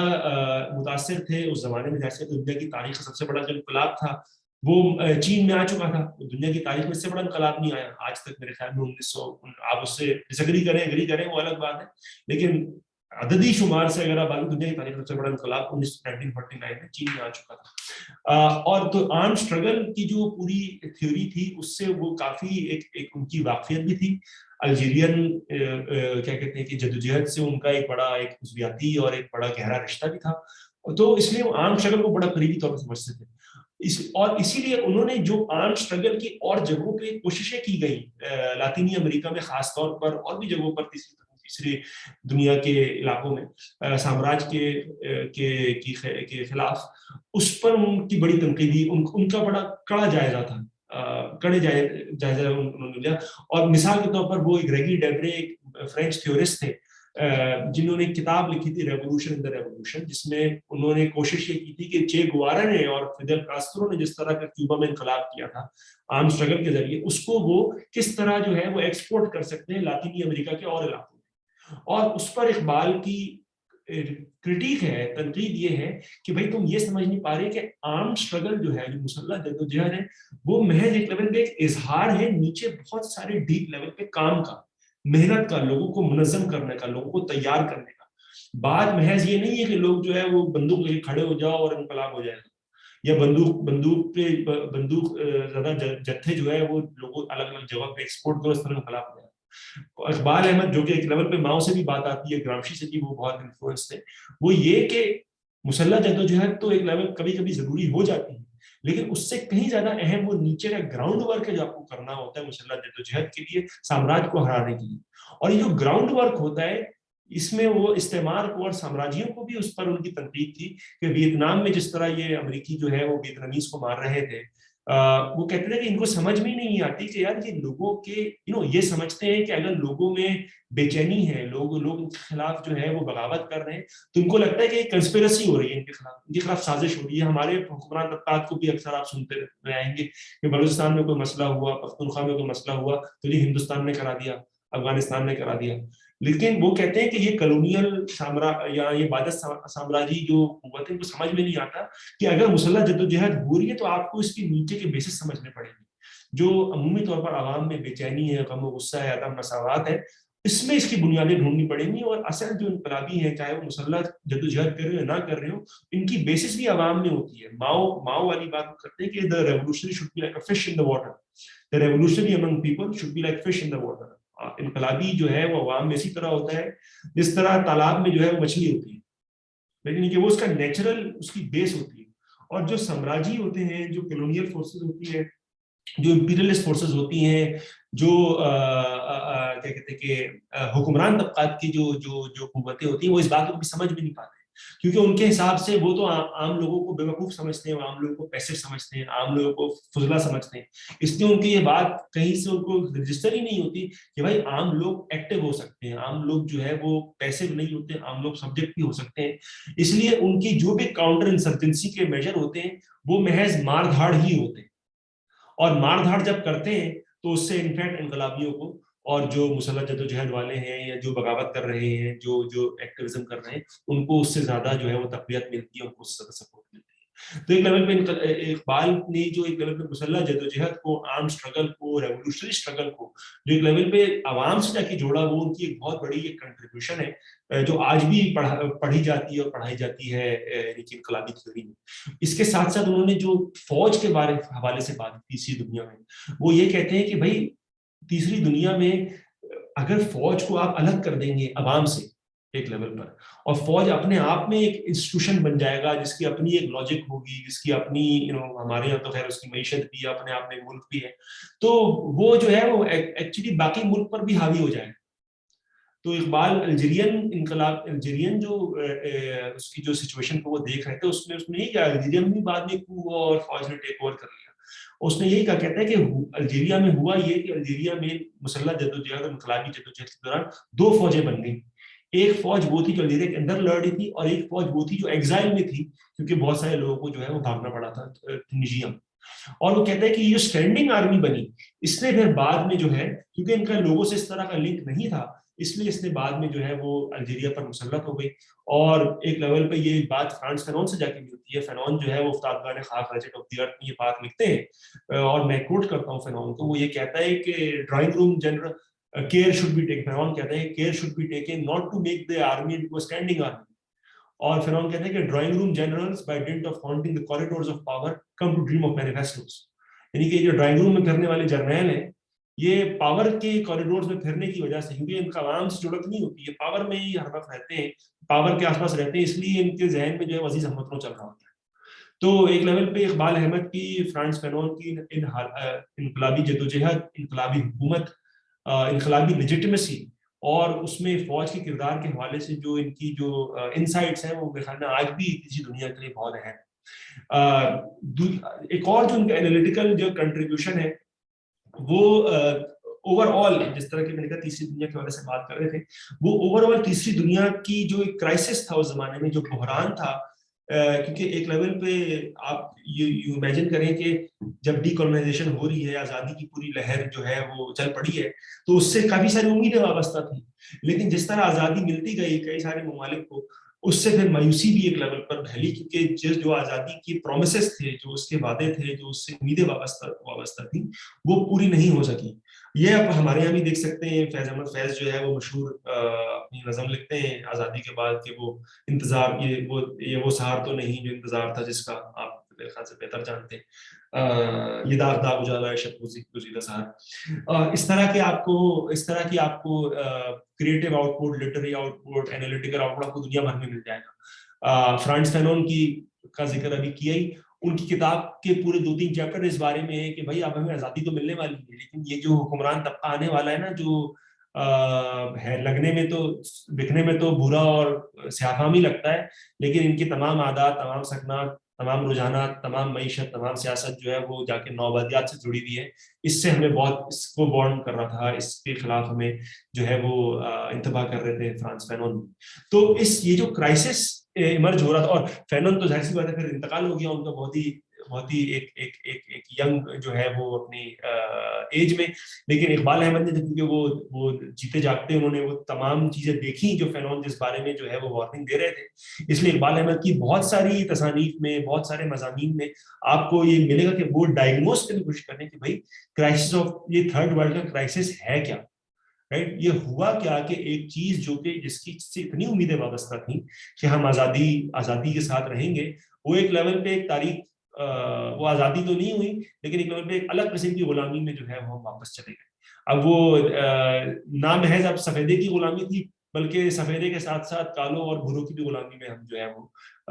جکڑے گئے. اور اس حوالے سے اقبال احمد کی جو تصانیف ہے وہ، جس میں وہ مختلف تیسری دنیا میں مختلف جو رائج جو سسٹمز تھے گورننس کے، راجدھانی کی جو مختلف طریقہ کار تھے، جو سسٹمز تھے، جو ارینجمنٹس تھے، ان پر ان کی بڑی اچھی تصانیف ہے. دوسرا یہ کہ وہ یہ بھی بتاتے ہیں اس پوری چیز کو ایک وسیع تر تاریخی پس منظر میں رکھتے ہیں. تو اور وہ وسیع تاریخی پس منظر کیا ہے، اگر میں بڑی مختصراً بات کروں، وہ یہ کہتے ہیں کہ آپ کو تیسری دنیا کا کرائسس اگر سمجھنا ہے تو آپ کو سمجھنا ہوگا کہ یہ پولیٹیکل، سوشل اور اکنامک لیول پر پچھلے 200 سال میں تبدیلیاں کیا ہیں، رائٹ؟ ایک تو یہ کہ جو ٹریڈیشنل سسٹمز آف اتھارٹی تھے وہ ختم ہو گئے، خاص طور پہ جو مغربی استعمار تھا یا سرمایہ داری استعماریت، کلونیلزم جو آپ اس کو کہیں، امپیریلزم، اس کے تحت جو ہے جو رائج طریقہ کار تھے سیاسی، کیا کہتے ہیں کہ سیاسی کنٹرول کے، سماجی کنٹرول کے، وہ جو ہے کیا کہتے ہیں کہ وہ تقریباً ہوا میں اڑ گئے. ان کا جو ہے وہ تیا پاچا جو ہے وہ امپیریلزم نے اور استعمار نے کر دیا. اس کے ساتھ ساتھ جڑی ہوئی بات یہ ہے کہ اس کی بنیادی ایک لیول پہ یہ ہے کہ جو معاش کا پورا سسٹم تھا وہ بدل گیا. آپ کی جو سوسائٹیز تھیں، جو سماج تھے، جو عمومی طور پر دیہی سماج تھے، دیہاتی سماج تھے، اگریرین پیسٹورل سماج تھے، کیا کہتے ہیں، وہ جو ہے وہ ایک لیول پر یا تو وہ خود اربنائز ہونا شروع ہوئے اور سرمایہ داری اور جو ایک صنعتی جو انقلاب ہے یا صنعتی جو تبدیلی ہے ان میں آنا شروع ہوئی، اور وہ جو صنعتی تبدیلی آئی، جو ایک اربنائزیشن ہوئی، وہ بہت ہی ناہموار طریقے سے ہوئی، اکثر بہت ہی بہنگم طریقے سے ہوئی. ہمارے علاقوں میں، تیسری دنیا میں، پاکستان میں اور جگہوں پر جس طرح سے سرمایہ داری اور صنعت کاری اور یہ شہری تبدیلی آئی ہے، اس کی ٹریجیکٹری، اس کی جو پاتھ ہیں وہ کئی قدرے مختلف ہیں جو مغربی دنیا میں آپ کو ملتے ہیں، جو ایڈوانس کیپٹل ممالک میں ملتے ہیں. دوسری بات یہ کہ جو اس طرح کی تبدیلی آئی وہ آئی بھی اس طرح کہ وہ فورن انٹرونشن کے ذریعے آئی, وہ استعمار کے ذریعے آئی, اور اس نے ان سماجوں کو ایک لیول پر سبارڈینیٹ کر دیا, ان سماجوں کی لیول پر محکوم پوزیشن میں ڈال دیا کمپیئر ٹو جو کور کیپٹلسٹ ممالک ہیں, جو مین سرمایہ داری کے ممالک ہیں, یورپ, امریکہ, آج کے دور میں یورپ, امریکہ, جاپان کے ہم کہہ سکتے ہیں. تو کہتے ہیں یہ جو میسو قسم کی جو ایک سیاسی لیول پر, معاشی لیول پر, اس کے ساتھ ساتھ جڑے جو تصورات کے لیول پر جو تبدیلی آئی ہے, جو ہماری کیفیات کے لیول پر جو تبدیلی آئی ہے, وہ بنیادی طور پر آج جو ہے وہ تیسری دنیا کا کرائسس ہے. اور یہ تبدیلیاں, یہ جو بہت بڑی تبدیلیاں ہیں, یہ بہت ہی چھوٹے عرصے میں بہت ہی تیزی سے ہوں, اور اس کی وجہ سے پوری تیسری دنیا, اور خاص طور پر وہ مسلمان ممالک کے حوالے سے بات کرتے ہیں, ان کا جو مضمون ہے profile of the religious right, اس میں جو ہے وہ بہت زیادہ ڈس اورینٹیشن ہے, بے چینی ہے, ایک کیفیت ہے لاچاری کی, بے کسی کی, جس میں پھر مختلف قسم کی پیتھولوجیز پنپتی ہیں, اس میں مختلف قسم کے رسپانسز پنپتے ہیں. اس میں کہتے ہیں کہ ماڈرنسٹ رسپانسز بھی ہوتے ہیں, جس میں وہ علامہ اقبال اور سر سید کو جو ہے وہ گنتے ہیں. اس میں پھر ریسٹوریشنسٹ قسم کے بھی رسپانسز جو ہے وہ پنپتے ہیں, جو کہ ایک لیول پہ ایک خاص قسم کی تاریخ کو, ایک خاص قسم کے سماج کو ریسٹور کرنا چاہتے ہیں, جو کہ اکثر کبھی اصل میں تھا بھی نہیں. جو اکثر ہمارے یہاں جو ایک خاص قسم کا, جس کو ہم اکثر مذہبی انتہا پسندی کہتے ہیں, وہ اکثر اپنے آپ کو ماضی سے جوڑ رہے ہوتے ہیں, لیکن عمومی طور پر ان کا اصل کے ماضی سے کوئی تعلق نہیں ہوتا. کیونکہ ماضی میں جس قسم کے, مثال کے طور پر اسلام کے حوالے سے اگر ہم بات کریں, اقبال جوڈیزم کے حوالے سے بھی بات کرتے ہیں, مسیحیت کے حوالے سے بھی بات کرتے ہیں, اسلام کے حوالے سے اگر بات کریں کہ اسلام کا جو ایک لیوڈ ایکسپیرینس تھا, اسلام کا جو ایک جو رائج طریقہ کار تھا, اسلام کا پاور کے ساتھ لوگوں کا جو اپنا تجربہ تھا اسلام کو جینے کا, مسلمان ہونے کا, اسلامک ہونے کا, وہ کہیں زیادہ مختلف تھا, کہیں زیادہ ڈیفیوز تھا, کہیں زیادہ بہت زیادہ مختلف تھا ایک لیول پر, جو آج کے اسلام پسند یا سو کالڈ اسلام پسند رائج کرنا چاہتے ہیں. ان کی جو تاریخ کی, ان کی سماج کی, ان کی تھیولوجی کی, ان کی فلسفے کی جو ایک فلسفہ تو خیر بیچاروں پر ہے ہی نہیں, لیکن جو تھیولوجی کی جو ایک مخصوص انڈرسٹینڈنگ ہے, وہ اتنی محدود ہے, جو کہ ایکچولی آپ کو اسلامی تاریخ کے اور ہماری سماج کی تاریخ کی کسی بھی دور میں آپ کو اس طرح کی تشریح, اس طرح کی ایک سختی آپ کو اس طرح نہیں ملے. لیکن کیونکہ ماڈرنٹی اور جدیدیت اور سرمایہ دارانہ جدیدیت اور استعماری جدیدیت میں اس طرح کی بے چینی پیدا ہوتی ہے, اس طرح کے رسپانسز بھی پیدا ہوتے ہیں کہ جو ایک لوگ ایک لیول پر ہسٹری انوینٹ کرتے ہیں. اور یہ آپ کو اسلامی انتہا پسندوں میں نظر آ جائے گا. آپ ریڈ کلف لائن کے اس طرف چلے جائیں تو آپ کو جو ہندوتوادی ہیں RSS اور BJP کے, وہ بھی عجیب و غریب یہ تاریخ ان کی ہے, اور ہم پر رائج کرنے کو تیار ہے. تو یہ اس قسم کی کرائسس کے حوالے سے, بحران کے حوالے سے اقبال بات کرتے ہیں, اور میں بات بس ختم کروں گا بالکل. اور وہ کہتے ہیں کہ جو آج کے جو حکمران ہیں, یا آج کے جو انقلابی ہیں, آج کے جو ریفارمر ہیں, جو کارکن ہیں, ان کو ایک لیول پر تیسری دنیا کی 6 میجر کرائسس, یعنی کہ 6 مین بحرانوں سے جو ہے وہ ڈیل کرنا ہے. ایک ہے لیجیٹمیسی کا بحران, کہ بھئی جو رائج ہیں, جو حکمران ہیں, یا جو بھی سسٹم رائج ہے, اس کی عوام میں اس کی مداحی, عوام میں اس کی آمادگی کیسے پیدا ہو, نمبر 1. نمبر 2, جو میجر کرائسس 6 میں سے کو دوسرا جو پارٹ کرتا ہے, وہ کہتا ہے ڈی کالونائزیشن, یعنی کہ استعمار اور نوآبادیات کے چنگل سے ہم کس طرح نکلیں. باضابطہ طور پر تو ہم نکل گئے, آج ہمارے نام میں ریپبلک آتا ہے Pakistan, Islamic republic of Pakistan, لیکن کتنی ریپبلک ہے, پبلک تو یہاں پر ہے نہیں, کتنی ریپبلک ہے یہاں پہ پتہ ہی ہے. ٹھیک ہے. تیسری وہ جو بات کرتا ہے میجر کرائسس, وہ کہتا ہے ڈیولپمنٹ, یعنی کہ ترقی کا جو تصور ہے, اس کو بھی ہمیں سوچنے کی ضرورت ہے کہ کیا ہمیں اس طرح کی ترقی چاہیے جو استعماری, سرمایہ داری, سامراجی ترقی چاہیے, یا ہم سماجی تبدیلی کا, ترقی کا کوئی اور تصور سامنے رکھ سکتے ہیں. تیسرا. چوتھی جو وہ بات کرتا ہے, جو اس سے جڑی ہوئی باتیں, وہ ڈسٹریبیوشن, یعنی کہ ترقی اور جو سرمایہ ہے, جو دولت ہے, وہ محض ترقی اور سرمایہ کے لیے نہیں, development and profit and wealth not for the sake of wealth, لیکن اس کو آپ کس طرح عوام میں عدم مساوات ختم کرنے کے لیے, انیکوالٹی ختم کرنے کے لیے, ایک ایکویٹیبل طریقے سے, ایک انکلوسیو طریقے سے ڈسٹریبیوشن کا مسئلہ آپ کیسے حل کر سکتے ہیں. اور آخری پانچویں جو وہ بات کرتا ہے وہ انٹیگریشن کی بات کرتا ہے، وہ اسی سے جڑی ہوئی بات ہے کہ کس طرح ہم نے ہمارے یہاں سرمایہ داری کے دور میں، سامراج کے دور میں، جس طرح اشراف اور اجلاف، خواص اور عام، حکمران اور محکوم، ظلم کرنے والے اور مظلوم کے درمیان جس قسم کی ڈیوائڈز پیدا ہو گئی ہیں، پیدا کر دی گئی ہیں اس سیاسی، معاشی اور فکری نظام کے تحت، اس کو ہم کس طرح ختم کریں، ان میں ہم کس طرح جو ہے وہ ایک انکلوزیو اور ایک مساوات کے بنیاد پر اور ایک جمہوری بنیاد پر جو ہے وہ ہم اس کو جو ہے وہ ڈیل کر سکیں. اور اس کے لیے اقبال کہتے ہیں کہ ہمیں جو ہے وہ 4 سے 5 کنڈیشنز ہیں کسی بھی، کوئی بھی جو تحریک ابھرتی ہے، کوئی بھی فکر جو ابھرتی ہے، کوئی بھی رجحان جو بڑھتا ہے، وہ یہ کہ سب سے پہلے ایک ہمیں کنسسٹنٹ اور کوہیرنٹ، اقبال کہتے ہیں آئیڈیالوجی چاہیے، نظریہ چاہیے. نمبر دوسرے لیول پہ اقبال کہتے ہیں کہ ریڈیکل بلکہ انقلابی لیڈرشپ کی ضرورت ہے. یہ اقبال کے لفظ میں اپنی طرف سے نہیں کہہ رہا، یہ اقبال احمد کہہ رہے ہیں. تیسرا یہ ہے کہ نظریاتی لیول پر ایک کمٹمنٹ چاہیے ڈیموکریسی اور اکاؤنٹیبلٹی سے، جمہور سے، جمہوریت سے اور اکاؤنٹیبلٹی سے. چوتھے لیول پر نہ صرف نظریاتی لیول میں کمٹمنٹ چاہیے بلکہ جمہور کو انکلوڈ کرنے کے جمہوریت کے انسٹیٹیوشنز اور میکنزمز بھی چاہیے کہ جس کے ذریعے ہم وہ عوامل، ہم وہ پریکٹسز عام کر سکیں کہ جس میں ہم محض جمہوریت کی باتیں نہ کریں جس طرح ہمارے یہاں ہوتی ہے، بلکہ لوگوں کو اپنی زندگیوں میں، اپنے معاش میں، اپنے سماج میں، اپنی سیاست میں جو ہے وہ شامل کر سکیں، اس کی شیپنگ اس کو شیپ کرنے میں. اور چوتھا یہ چاہیے، پانچواں میں پوائنٹ سوری بھول رہا ہوں، وہ یہ کہ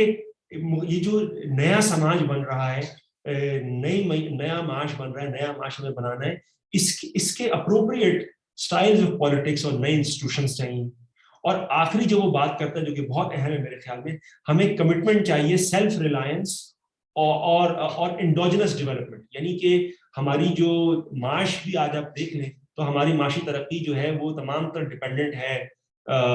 سعودی عرب اور امریکہ اور برطانیہ، اور اب جو ہے وہ چین سے یہ کرنا چاہ رہے ہیں. لیکن جب تک ہماری معاشی ترقی اور معاش کا جو بنیادی ڈھانچہ ہے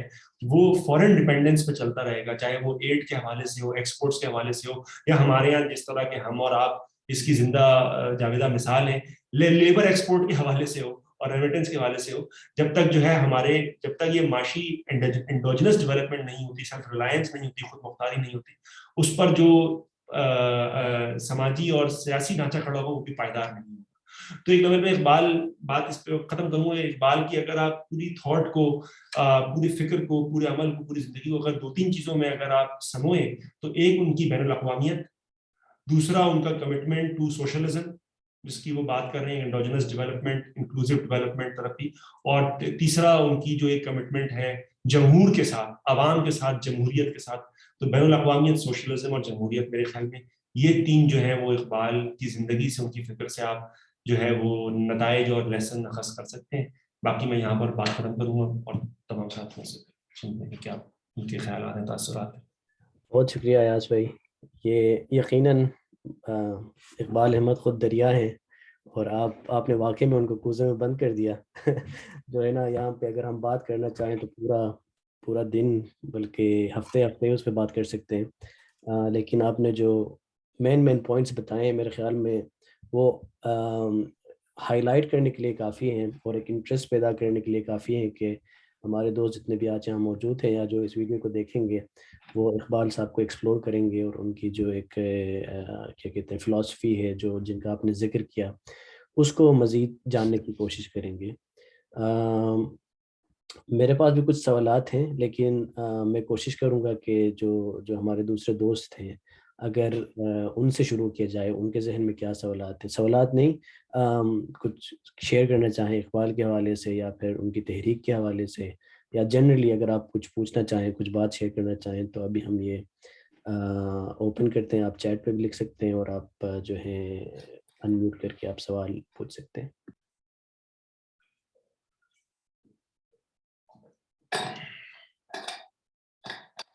میرے خیال میں پہلا سوال ہی عبدالعظم نے پوچھا ہے چیٹ پہ کہ سر انقلابی لیڈر کیسے لے آئیں گے اسٹیبلشمنٹ کے ہوتے ہوئے، اسپیشلی ان پاکستان. دیکھیے پاکستان دنیا بھر میں جدھر بھی انقلابی لیڈر ابھرتے ہیں اور انقلاب ہوتے ہیں وہاں ہر جگہ اسٹیبلشمنٹ ہوتی ہے اور ہر جگہ کی اسٹیبلشمنٹ کے خلاف انقلاب ہوتے ہیں. اگر اسٹیبلشمنٹ نہ ہوتی تو پھر انقلاب کی کیا ضرورت پڑتی سب سے پہلے تو جدھر جدھر انقلاب ہوئے ہیں وہاں پر اسٹیبلشمنٹ کے خلاف ہی ہوئے. تو ہمیں یہ ہاں ہمارے یہاں نمبر 1 ہے, اپنے آپ کو نمبر 1 سمجھتے ہیں, اتنے نمبر 1 ہے نہیں جتنا وہ سمجھتے ہیں. لیکن ہاں دنیا بھر کے انقلاب, اگر اقبال کے حوالے سے جو میں نے بات کی تھی کہ اقبال سے اگر آپ پڑھیں کہ بھائی اقبال کے لیے, اقبال احمد کے لیے انقلابی تحریکوں کی سب سے بڑی, سب سے بنیادی اور سب سے اہم ان کی اسٹرینتھ کیا ہوتی ہے, اور وہ ہوتی ہے لوگوں سے ان کی جڑت, لوگوں میں ان کا پیوست ہونا, لوگوں میں ان کا امبیڈڈ ہونا, عوام میں, عوام کے معاش میں, عوام کی ان کی زندگی میں, عوام کے تاثرات میں ان کا امبیڈڈ ہونا. تو ایک طرف حکمران طبقات کی, اسٹیبلشمنٹس کی جو ہے وہ طاقت ہوتی ہے اور وہ بہت منظم ہوتی ہے, ان کے پاس مختلف قسم کے اعلی کار ہوتے ہیں, ان کے پاس میڈیا بھی ہوتا ہے, ان کے پاس معاش بھی ہوتا ہے, ان کے پاس مذہب اور قوم پرستی اور حب الوطنی ان کی مخصوص تشریحات بھی ہوتی ہیں. لیکن اس کے کاؤنٹر میں جو ہے وہ عوام کی طاقت ہوتی ہے, اور ہم نے تاریخ میں یہی دیکھا ہے اور اقبال بھی ہمیں یہی بتاتے ہیں کہ انقلابی تحریکیں جب ہی جو ہے وہ کامیاب ہوتی ہیں جب وہ عضویاتی طور پر ایک آرگینک طریقے سے عوام کے ساتھ جڑی ہوئی ہوں, ان کی جڑیں عوام میں ہوں. اور پھر جب جڑیں عوام میں ہوتی ہیں, یہ اقبال لکھتے ہیں, تو پھر استعمار اور سامراج اور اسٹیبلشمنٹ, یعنی کہ ہماری اسٹیبلشمنٹ کتنی خطرناک ہے, امریکہ سے زیادہ خطرناک تو نہیں ہے. امریکہ کو ویتنام میں کتنی پٹائی ہوئی تھی, فرانس کی کالونیل اس سے تو خطرناک زیادہ نہیں ہے, ان کی الجیریا میں ہوئی تھی نا پٹائی. تو جب ویتنام والے جو ہے وہ امریکہ, یعنی کہ ویتنام میں کچھ نہیں تھا نا, وہ کسان اور مزارع تھے, اور امریکہ دنیا کی تاریخ میں, صرف اس وقت میں دنیا کی تاریخ میں اتنی بڑی ملٹری مشین کسی نے نہیں دیکھی جو امریکہ اس وقت تھا اور امریکہ آج ہے. تو جب ویتنام والے امریکہ کو ہرا سکتے ہیں, اور ایک لیول پہ یہ افغان طالبان والوں نے بھی امریکہ کو اب شکست دے دی ہے, ایک لیول پہ کہہ سکتے ہیں کہ بھائی امریکہ اپنے جو وہ تھے گولز اس میں تو فیل ہو گیا. اس کی کیا وجوہات ہیں وہ الگ بات ہے. تو اگر انقلابی لیڈر ابھرتے ہیں اور انقلابی تحریک ابھرتے ہیں, اگر وہ عوام سے جڑی ہوئی ہوں, تو یہ اسٹیبلشمنٹس وغیرہ آخر میں گھٹنے ٹیکنے پر جو ہے وہ مجبور ہو جاتی ہیں. ایک چھوٹا سا بلوچستان ہے, آپ دیکھ لیں, یعنی کہ عوام رقبے میں بڑا ہے لیکن عوام کے اس کے حساب سے کچھ بھی نہیں ہے. 70 سال سے وہاں پر یہ کوشش کر رہے ہیں کہ جو ایک وہاں پر خود مختاری کی اور جمہوریت کی اور اپنے وسائل پر اختیار کی, چاہے وہ جس طریقے سے بھی ہو. کچھ لوگ اس میں آزادی چاہتے ہیں, کچھ لوگ جو ہے وہ فیڈرلزم چاہتے ہیں, وفاقی اس میں چاہتے ہیں, لیکن وہ جو جہد ہے, وہ جو ایک اسٹرگل ہے, اس کو وہ ختم نہیں کر پائے. تو اگر وہ اسٹرگل عوام کے تاثرات میں, عوام کی کیفیات میں, عوام کی ضروریات میں اس پیوست ہو, تو دنیا کی کوئی اسٹیبلشمنٹ ہو, دنیا کی کوئی فوج ہو, وہ اس کو نہیں ہو سکتی. اور اقبال کی بھی جو اگر آپ پڑھیں انقلابی مسلح جدوجہد پر جو ان کے مضامین ہیں, وہ یہی بات کرتے ہیں. ٹھیک ہو گیا, چلیں بہت شکریہ ایاز بھائی. میرے خیال میں الدین صاحب کا کچھ کہنا چاہ رہے ہیں. اچھا, السلام علیکم. تھینک یو ایاز صاحب. میں نے ہاتھ اٹھایا تھا, پھر ایک دم اس کو نیچے کیا تھا, وحید نے دیکھ لیا. مجھے یہ کہنے میں بالکل جھجک میں محسوس نہیں کر رہا ہوں کہ میں اقبال احمد کے بارے میں نہیں جانتا تھا. گزشتہ 2-3 مہینوں سے اب یہ سمجھ لیں میرا اٹھنا بیٹھنا ایڈورڈ سعید کے ساتھ ہے. تو ایڈورڈ سعید کی ایک وہ کتاب کلچر اینڈ امپیریلزم, شاید وہ فور اقبال احمد تھا. وہ چونکہ ای سے لکھا ہوا تھا تو میں نے یہ سمجھ لیا کہ یہ کوئی فلسطینین یا عرب کوئی ہوگا, سو میں نے اس پہ توجہ نہیں دی ہوئی تھی. 1-2 دن پہلے جب وحید کا یہ پوسٹر پڑھا تو وہاں پہ مجھے مطلب اس چیز کا پتہ چل گیا. سو اس حوالے سے میں اقبال احمد کے حوالے سے کوئی سوال کرنے کی پوزیشن میں تو نہیں ہوں, لیکن آپ کے ڈسکشن سے مجھے ایک جگہ پہ یہ لگا جہاں آپ نے یہ کہا کہ وہ ان لوگوں سے زیادہ جو اوپریسرز ہیں, ان سے زیادہ اپنے لوگوں کی صلاحیتیں بڑھانے پہ زیادہ توجہ دیتے تھے. تو مجھے یوں لگا کہ شاید پولو فریرے وغیرہ ان کی قبیل کا ہے. اب ڈیفینیٹلی اس پہ پولو فریرے کا زیادہ اثر ہے. تو کیا وہ اکیڈمی یا ایجوکیشن کے حوالے سے اس طرح کے کوئی نظریات دے چکا ہے کہ کس طریقے سے ہم عبدالعظم جب کہہ رہے تھے کہ بلیک ویگو وغیرہ یہ چیزیں, میرے خیال سے جن لوگوں نے تحریک چلائی ہیں ان کے سامنے بہت اس سے بھی بڑی ٹینکیں وغیرہ کھڑی تھی. آپ بلیک ویگوز کی باتیں کر رہے ہیں, لیکن ان لوگوں نے اپنی تحریک چلائی ہے اور کامیاب ہوئے ہیں. سو یہ جواز شاید نہیں ہے. اس لیے اکیڈمیکلی اس کی اقبال احمد کی کیا لیگیسی رہی ہے, کیا کوئی اس طرح کا ایجوکیشن یا اس طرح کا سسٹم, ان چیزوں کے حوالے سے ان کے کوئی رائٹنگز ہیں, وہ کیا کہہ رہے ہیں؟ Thank you very much. بہت اچھا سوال کیا آپ نے. یہ پاولو فریئر کا بھی آپ نے جو ذکر کیا, جو حوالہ دیا, وہ بہت ہی اچھا ہے. آئی ایم ناٹ شیور, مجھے پتا نہیں ہے کہ اقبال نے کبھی ان کو پڑھا تھا. آئی ایم شیور پڑھا تو ہوگا فریئر کو, کیونکہ وہ اسی جس طرح کے میں نے کہا, مجھے ایک بین الاقوامی کہکشاں تھی سامراج مخالف اور سرمایہ داری مخالف دانشوروں کی, انقلابیوں کی, اس کا پاولو فریئر بھی حصہ تھے اور اقبال بھی حصہ تھے. مجھے یاد نہیں پڑتا کہ ان کی کسی بھی تحریر میں ان کا وہ حوالہ دیتے ہیں پاولو فریئر کا. لیکن اقبال کی ایجوکیشن کے حوالے سے, اقبال کا جو ایک لیول پہ آخر میں اپنی زندگی کے آخری مراحل میں جو ان کی جو ان کا ایک خواب تھا, جو ان کا ایک ڈریم تھا, وہ یہ تھا کہ وہ ایک ایسی یونیورسٹی پاکستان میں اسٹیبلش کریں جس کا نام انہوں نے خلدونیہ یونیورسٹی رکھنا چاہ رہے تھے, ابن خلدون کے نام پر, جو کہ ایک بہت بڑے مسلم مفکر تھے, جس میں وہ ایک لیول پہ جو کلاسیکل مسلم ایجوکیشن تھی, جو کہ ظاہر سی بات ہے کلاسیکل مسلم ایجوکیشن دیکھ کے لوگوں کے کان سن کے کان کھڑے ہو جاتے ہیں, لیکن جس کا جو ایک پینوپلی تھی, اس کا کینوس تھا, وہ بہت ہی وسیع تھا اور بہت گہرا تھا. اس میں تھیولوجی بھی تھی اور فلسفہ بھی تھا اور سائنس بھی تھا اور تاریخ بھی تھی اور عمرانیات بھی تھی. اس طرح کی کوئی جو ایک گولڈن ایج آف اسلام کی جس کی بات کرتے ہیں, اکثر لوگ آپ کو بات کرتے ہوئے سنائی دیں گے, اس طرح کی کریکولم پڑھانے والی کوئی یونیورسٹی جو ہے اس کو وہ قائم کرنا چاہ رہے تھے, ابن خلدون یونیورسٹی اسلام آباد میں, کیونکہ انہوں نے اپنی زندگی کے آخری جو چند سال ہیں وہ اسلام آباد میں گزارے. انٹرسٹنگ بات یہ ہے, دلچسپ بات یہ ہے کہ ان کو جو نواز شریف کی 93 کی حکومت تھی, ان کو زمین بھی دی گئی اسلام آباد میں کافی بڑے پیمانے پر, جس پر یہ یونیورسٹی کا پروجیکٹ شروع کیا جائے. وہ ہوا اس کا ہوا یہ دو چیزیں. ایک تو یہ کہ پاکستان کی جو اشراف ہے وہ اس قسم کے دیوالیے پن کا شکار ہے. اگر اس کا موازنہ کیا جائے ایون ہندوستان کی اشراف اور ہندوستان کے حکمرانوں سے, بہت سارے گرے ہو سکتے ہیں اور بہت سارے تھو تھا اور لعنت برآمد ان کے اوپر ہو سکتی ہے اور یقین ہونی بھی چاہیے, لیکن تاریخ کے ایک موقع پر, ایک مومنٹ پر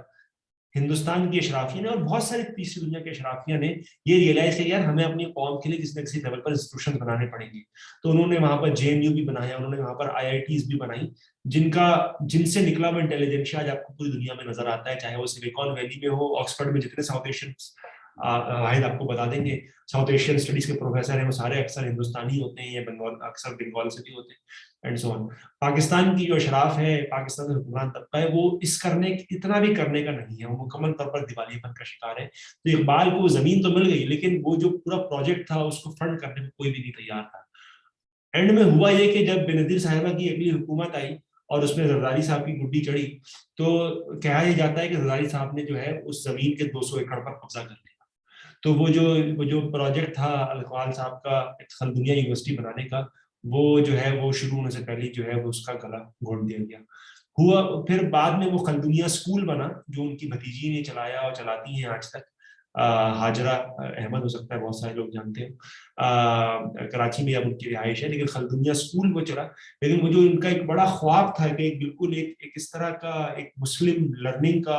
اور کریٹیکل لرننگ کا ایک ایسا سینٹر بنایا جائے جو کہ کلاسیکل, یعنی کہ جس طرح کے پردوبوں میں آپ کو ملا کرتے تھے, یا جیسے امام جعفر صادق کا اسکول تھا, اس طرح کے جو مدرسوں کا جو ایک ٹریڈیشنل جو ایک روایتی جو ایک وہ ہے تصور ہے,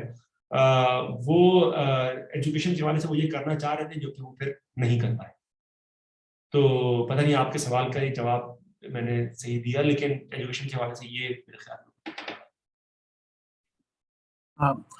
وہی تو اس پہ میں ایک چیز یہاں سے ایک سبسیڈری میں کوشچن یہ پوچھنا چاہوں گا کہ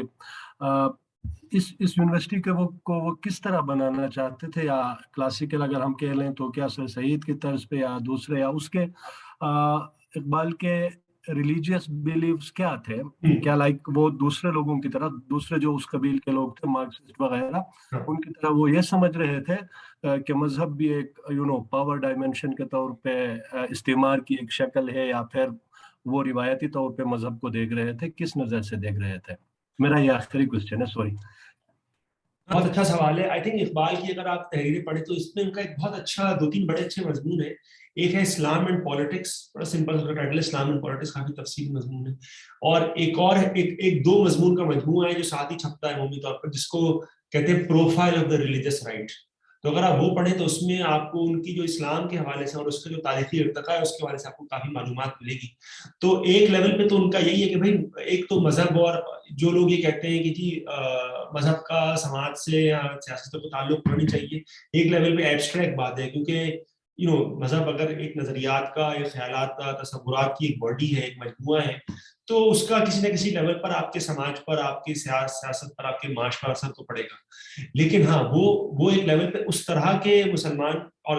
एक तरक्की पसंद सोच से, मार्क्सिस्ट सोच से उनका वाबस्तगी रही। वो अपने आप को मार्क्सिस्ट कभी भी नहीं कहते थे, कम्युनिस्ट नहीं कहते थे, सोशलिस्ट कहते थे। उस जमाने में इन चीजों में फर्क रखा जाता था। तो एक लेवल पे उनके हिसाब से जो रिवायती इस्लाम था, जो ट्रेडिशनल इस्लाम था, उसमें इस तरह की बहुत सारी वुसअत मौजूद थी कि जिसमें मुख्तलिफ किस्म के बहस मुबाहिसे, मुख्तलिफ किस्म के फलसफियाना और इल्मियाती नजरियात जो है उसमें पाए जाते थे, मुतनव्वो किस्म के नजरियात पाए जाते थे। और उसकी एक बहुत बड़ी वजह ये थी कि उस जमाने में जो क्लासिकल एजुकेशन का जो तस्वुर था, जो कॉन्सेप्ट था, वो खुद अपने आप में बहुत मुतनव्वो था। जैसे कि मैंने कहा, उसमें थियोलॉजी तो थी, लेकिन उसमें फलसफा भी था, उसमें लॉजिक भी था, उसमें साइंस भी थी, एंड सो ऑन। तो इकबाल का जो एक इस्लाम का तस्वुर था, इकबाल का मुसलमान होने का तस्वुर था, वो एक लेवल पे, यानी कि वो कोई प्रैक्टिसिंग उस तरह के मुसलमान नहीं थे, ये तो मैं आपको बता सकता हूँ कि 5 वक्त के नमाजी, परहेजी, जाहिद किस्म के वो मुसलमान नहीं थे। अपने आप को कल्चरल लेवल पे मुसलमान कहते थे, समझते थे, और उस पूरी वसी तरह और एक जो बहुत बड़ी और गहरी और एक बहुत ही रिच जो रिवायत है, उससे उसका अपने आप को तसर्रुफ समझते थे। और अपने जो ख्यालात थे, चाहे वो सियासत के हवाले से हो, माश के हवाले से हो, एक्टिविज्म के हवाले से हो, जदोजहद के हवाले से हो, उसको इस्लाम की इस वसी तर तारीखी जो एक तसलसल था, उससे अलग करके नहीं देखते थे। उसको उसी डाइवर्सिटी में देते जिसमें वो था। और इस डाइवर्सिटी में इस्लाम वो भी था जो कि हुक्मरान तबकात के साथ समझौता करता था, वो भी उलमा थे, वो सूफिया भी थे जिन्होंने जो है वो शाह इनायत की तरह जो है वो मज़ारों के साथ मिलकर जो है वो सिंध में बगावत कर दी थी उस जमाने के मुगल हुक्मरान और उनके जो गुमाश्ते थे मकामी। तो वो उस तरह के इंसरेक्शनरी और इनकलाबी और जो मजलूमों का जो मजहब था उसके साथ उनकी ज्यादा एक वाबस्तगी थी, ना कि जो एक परफॉर्मेटिव किस्म का की मजहबियत आज हम पर जो है वो मुसल्लत की जाती है हुक्मरानों की तरफ से भी, और हमारे जो दकियानूसी अक्सर किस्म के जो एक दानिश्वर भी हमारे यहाँ पाए जाते हैं, या दकियानूसी अक्सर मजहबी स्कॉलर तो पाए जाते हैं। ठीक है। बाकी लोग सवालात सोच रहे होंगे या कुछ कहना चाह रहे होंगे, तब तक एक गायबाना सवाल है। वो सलीम ने पहले ही सवाल भेज दिया था क्योंकि वो क्लास में और अटेंड नहीं कर सके, लेकिन 3-4 सवाल है। मैं 2 सवाल अभी पूछता हूँ। अगर सवाल बहुत पूछता है, सवाल बहुत पूछता है, आपने ही सिखाया होगा उनको। तो एक तो ये मेरे ख्याल में एक सादा सा है कि जो स्टुअर्ट शॉ की किताब में उन्होंने लिखा है कि इकबाल अहमद का कोई डायरेक्ट फ्रांस फर्नांड के साथ एज सच कोई रब्ता नहीं रहा है। कि इकबाल अहमद वो कह रहे हैं कि अपने एक इंटरव्यू में डेविड बरसेमियन के साथ उन्होंने कहा है कि वो फैनन के साथ काम कर चुके हैं। तो इस पे अगर आप रोशनी डालें कि क्या वो फ्रेंड्स फैनन के साथ डायरेक्ट राब्ते में थे, डायरेक्ट कुछ काम कर चुके हैं, या सिर्फ उनको पढ़ने की वजह से उन पे उनका इतना असर हुआ है? हाँ, आई थिंक शार की किताब, अगेन ये इंटरेस्टिंग सवाल है। मैंने भी ये किताब जो है वो पढ़ी छानी इस उम्मीद में कि मुझे पता चल जाए कि ये सवाल हल हो, और अभी तक मेरे लिए भी ये सवाल हल हुआ नहीं है। तो इसके लिए हमें मेरे ख्याल में जाके पूछना पड़ेगा कुछ इकबाल के जो रिश्तेदार जो उनके हैं, जो अभी हयात हैं, उनसे पूछना पड़ेगा। डॉक्टर कमर नजर अली हैं, सब आप जानते हैं, बहुत सारे लोग जो उनसे वाबस्ता रहे, कि क्या जो है जो मुन्नू चाचा को कहते थे, मुन्नू चाचा का फ्रांस में उनसे कोई ताल्लुक था कि नहीं बराह रास्त तौर पर। این ممکن ہے کیونکہ جس دور میں وہ تونس میں تھے، ٹونیشیا میں تھے، اسی دور میں اسی اوائل میں جو ہے وہ فرانس فینون بھی وہیں پر تھے، اور انہی سرکلز میں وہ الجیرین انقلاب اور فرینچ اسپیکنگ سرکلز میں وہ پھرتے تھے. اقبال کی بھی فرینچ پہ بڑا عبور تھا ان کو. تو این ممکن ہے کہ ان کا رابطہ ہوا ہو، لیکن شار کی، جیسے کہ وہ سلیم صحیح کہہ رہے ہیں کہ شار کے مطابق تو براہ راست رابطہ نہیں ہوا تھا.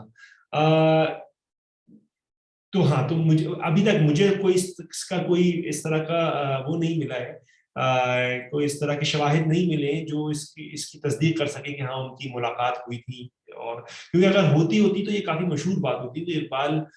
Later on with in 6-7 years of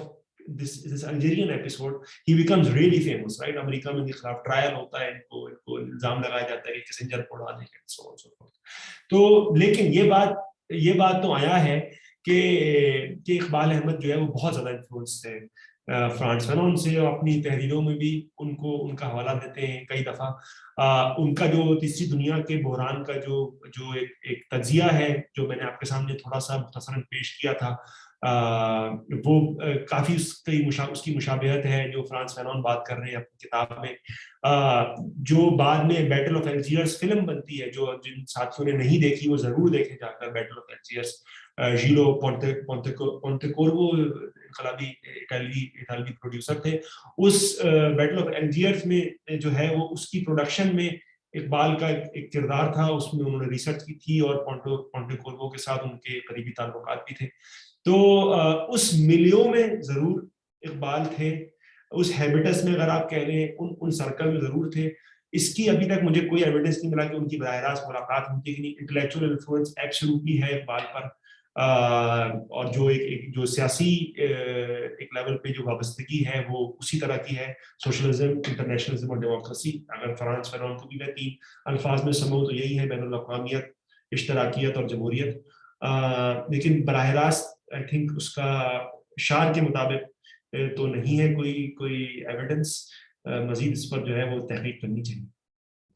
ٹھیک ہو گیا سر، بہت شکریہ. کوئی اور اگر سوالات ہوں ابھی تو ابھی آپ پوچھ سکتے ہیں، ادروائز میں ایک اور سوال پوچھتا ہوں. سلیم کے ایک سوال کو اور اپنے ایک سوال کو میں مکس کر کے پوچھوں گا آپ سے، چونکہ جس طرح آپ نے شروع میں ہی ہائی لائٹ کیا تھا کہ اقبال احمد اوبیسلی صرف اکیڈمک نہیں تھے بلکہ وہ ایکٹیوسٹ بھی تھے، ریولوشنری ایکٹیوسٹ تھے انفیکٹ، اور پولیٹکس میں بڑا انوالو تھے. اور ہمیشہ سے ان کا میرے خیال میں ایک فوکس رہا ہے کہ بھائی آرگنائز کرو، آرگنائزیشن پہ جس طرح آپ نے بات کی کہ لوگوں میں رہتے تھے. تو اب ان کی جو ایک طرح سے میسیجز ہیں آرگنائزیشن کو، اس کے پس منظر میں اگر آج کل ہم پاکستان میں دیکھیں، جو ہمارا ایک لیفٹ ونگ پولیٹکس جو ہم کہیں جنرل ٹرم یوز کریں، جس طرح آپ کہہ رہے ہیں نا کہ مطلب ان ساری چیزوں کو ملا کے ویسے بھی قلت ہے ان کی، تو ان کو اگر دیکھیں تو کافی سارے پولیٹیکل پارٹیز بن گئے ہیں. حقوق خلق پارٹی ہو گیا، مزدور کسان پارٹی ہو گیا، عوامی ورکرز پارٹی ہے. تو مطلب آپ ایک طرف سے دیکھیں کہ ان کے بیچ میں ایک انتشار ہے، ایک مختلف گروپس بنے ہیں. ٹھیک ہے، تو ایک تو سلیم کا بھی یہ سوال ہے اور میں خود بھی جاننا چاہوں گا کہ پاکستان میں جو بائیں بازو جماعت ہے وہ آرگنائز کیوں نہیں ہو سکتے ایک ہی پلیٹ فارم کے اندر، اور ان کو کیا چاہیے ہوگا کہ وہ ایک ماس ایکٹیویزم پروڈیوس کریں. جس طرح مطلب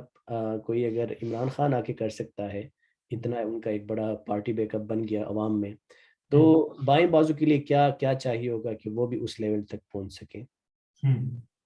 ہاں، ایک تو آئی تھنک بڑے اچھے سوال ہیں، بہت شکریہ. ایک تو یہ مختلف پارٹیوں کا سوال ہے کہ اکثر لوگ پوچھتے ہیں بائیں بازو کے لوگوں سے کہ بھائی آپ لوگ ایک ہی پلیٹ فارم پہ کیوں نہیں ہو جاتے. تو میرے خیال میں یہ کوئی اتنی بڑی بات نہیں ہے. آئی مین